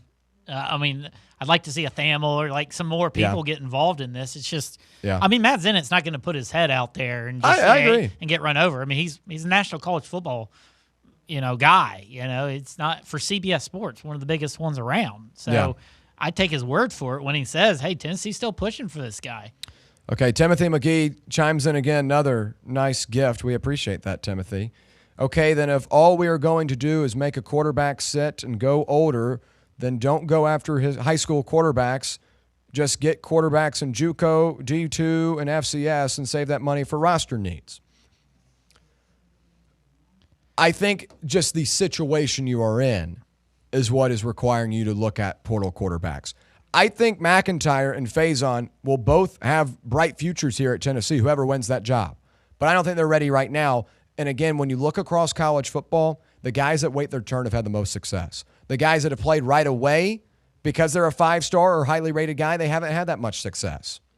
Julian Sands, the only guy that I have seen in year 1 or year 2 go out there and look the part right away. And he's a guy that sat at Alabama for a year. Bryce Underwood, Michigan didn't beat a team with a pulse this year. Dylan Raiola didn't beat a ranked team in 2 seasons. But will those teams be better for it? Huh? Will those teams be better for it, like Ohio State and Michigan, for running those guys out there as young players? I look at it as a waste. Play a guy that has experience and let the younger guy develop and save a year of eligibility. Like, I know Michigan won 9 games, but they didn't beat a team that was good. And now you wasted. I mean, Underwood's going to be a 3-year guy regardless. Going to go to the NFL draft. You might as well play him. I mean, Joey didn't beat anybody either. I mean, he didn't. He lost 3 games at home. Granted, one was a missed kick, and things like that. He played well in a lot of those games, but at the same time, we didn't beat a team with a pulse either. Yeah, and that was Joey. So maybe Joey's not necessarily the answer. I think it is important to high school recruit, as Timothy mentions. I think it's important. Oh, you have to. And you have to. You can't buy your whole roster. Can't buy, yeah. But I mean, even though you're buying a lot of these high school kids. And after this year, the quarterback is either Faison or GMAC. And I think that's completely fine. Both those guys are going to have 3 to 4 years. Yeah. So that's the way I would go. Neither was Manning, Clausen, and EA until they got the nod. I just think times have changed, though. Because right now the portal is so dominant. There are so many teams moving money, to have these bolstered rosters of guys ready to go right now. You didn't have that. I mean, hell. Michigan had no choice. They paid. I know. They paid a ton for him. Mountain of money. And he'll be good this upcoming season or next year, whatever it may be. But they kind of had to take a bit of a gap here. And I don't think Tennessee can afford that with Josh Heupel right now. There are a lot of people out there that believe he needs to win right now, and that's what I think the decision you have to make. If you're willing to go 6-6, 7-5, play Faison, play GMAC. If you want to compete for a national championship, I think you got to go the experienced quarterback route. I just think that's the specific situation that Tennessee's in. Not that I'm against GMAC or Faison or high school recruiting quarterbacks. Just the specific situation you're in right now requires you to have a guy that is going to be ready to go. And I don't know if you have that on your roster right now. When we come back, we'll wrap things up. Still no answer on Joey Aguilar. It might be the drive that gets to break that with you, but we'll come back. We'll wrap things up. Final thoughts. Stay right here. It's the Playbook presented by VIP Play on Fan Run Radio. Congratulations. You found sports radio that doesn't suck. This is Fan Run Radio, Knoxville. At Knoxville Insurance Group, they understand the challenges many consumers face when searching for insurance coverage. That's why whether it's for you, your family, or your business, they create a coverage plan specifically for your unique needs. Knoxville Insurance Group is an independent firm, which means they aren't beholden to just one insurance company. They search multiple companies acting as your negotiator to find you the best possible policy and price. Start a quote in minutes at KnoxvilleInsuranceGroup.com or call them today at 865-694-9788. Hey, football fans, this is Stats. And this is the Sheik, and together we are the Cover Boys, and we cover college football like no one else. Each week, we preview all the big games in college football, and we may not tell you who's going to win, but we'll tell you who's going to cover. Our patented right sides are clicking at 66% against the spread all time. So join us right here every Friday evening at 8 for the Cover Boys on the official voice of Tennessee fans, Fan Run Radio. And enjoy the winners, everyone.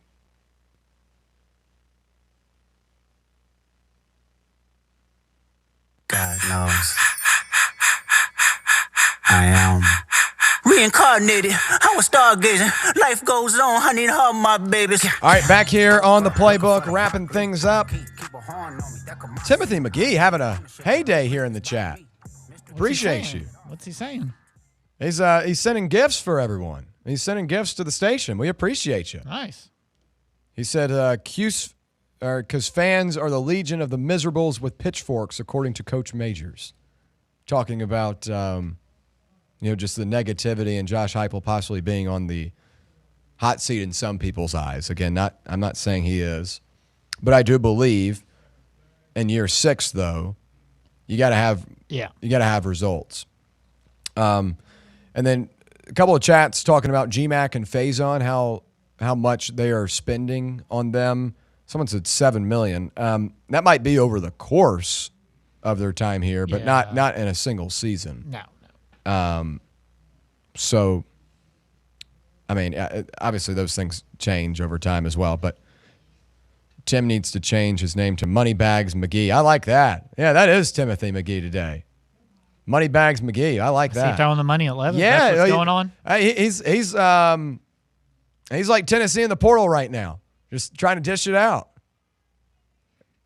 We appreciate you tuning in and helping us out here. $6.5 million for 1 year of playing football is ridiculous, says Boomer or Boomhauer. I agree. It's just what the market is. And I think you're going to continue to see this number climb. The NFL, Kyler Murray got $40 million and everyone freaked out. Dak Prescott gets 66 now. He's at least got a pulse. And I know he's a good, but like the quarterback market continues to go up. You can throw Trevor in there, make him 55 if you want, but just the market continues. And you see what they're Cleveland, but what they did for Deshaun Watson. I mean, the cap hit on him like $80 million next year. But the market's going to raise, and it's going to do the same next year until someone, whoever it may be, a commissioner, I don't know what, until someone gets involved here and says, no more, we're done. Yeah. Like, this is how much a guy can make. We're going to continue to see this number go. Next offseason, there's going to be an $8 million quarterback. It's just what it is. It's going to continue to grow if you don't make a change because every next guy is going to want to be the next highest paid guy, right? Let's say like Lenoris Sellers enters next year. He's going to want $8 million because Sam Leavitt. He's probably getting it now. Yeah. To keep him in that heck hole. Yeah. All right. Real quick before we wrap up. Okay, who do you like better, Faison or GMAC? I'd say I like Faison's ceiling more, but I'd say GMAC's more playable at the moment, just having this past season already in place. But from tape, I think Faison. I think Faison will be really good. Yeah, the fans want him. Final thoughts.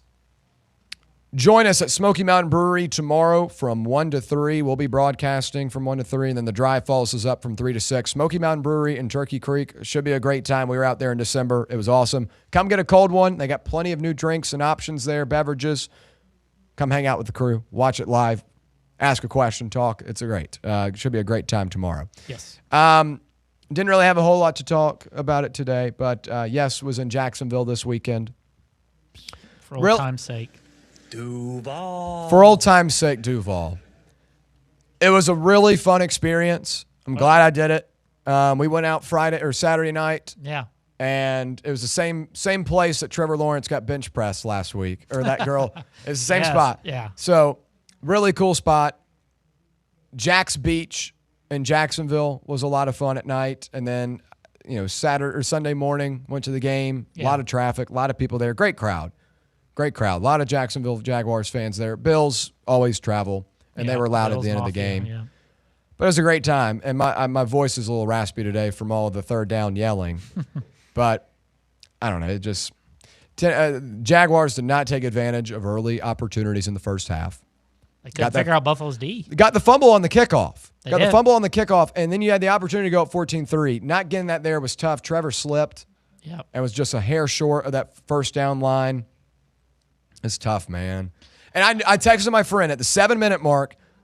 Of the fourth quarter? 7-minute mark of the fourth quarter. Texted my friend Carson, and I said, I know what's about to happen, and there's not a damn thing I can do about it. And what was about to happen? Jaguars march down the field, take the lead with about 4 minutes left, and Josh Allen comes back and does the same thing. Yeah, but you matched him to go up, 24 to You took the 20. lead. You took the lead. Yeah. But they got the ball last. It's just how it goes. Josh Allen's good, man. It's crazy. I know. I hate it because this year was like a really good opportunity. He'll be back. I know, but it's tough to do that again. It's tough to do that back-to-back seasons. 13 good wins. Teams do it, man. I know. I think the good thing is you got Liam Cohen as a guy. Liam Cohen, you got the coach right. And that's a big thing in the NFL. You got the coach right. I don't know if you saw it after the game. You got the quarterback right. You got the quarterback. You got your guys locked up. You got a lot of guys. I mean, there are a lot of guys returning on this team. It's just, I think it's tough to go back to back. Definitely winnable. Yeah, I think it's just tough to do what you do back to back seasons. Yeah, it's difficult. But I will say I loved post game press conference. Did you see the video? I did. Of the guy asking him the question. Congratulate him on the season. It was awesome. Yeah, I thought that was really cool. And Cohen's a really sharp guy in terms of always. I don't know. Doesn't show much emotion, but I think he appreciated that. Absolutely. All right, that's going to wrap it up for a Monday edition of the Playbook presented by VIP Play. We appreciate you hanging out with us over the last 2 hours. If you're on the YouTube stream, make sure to like and subscribe. Support those here at Fan Run. Coming up next, it's The Drive from 3 to 6 on Fan Run Radio.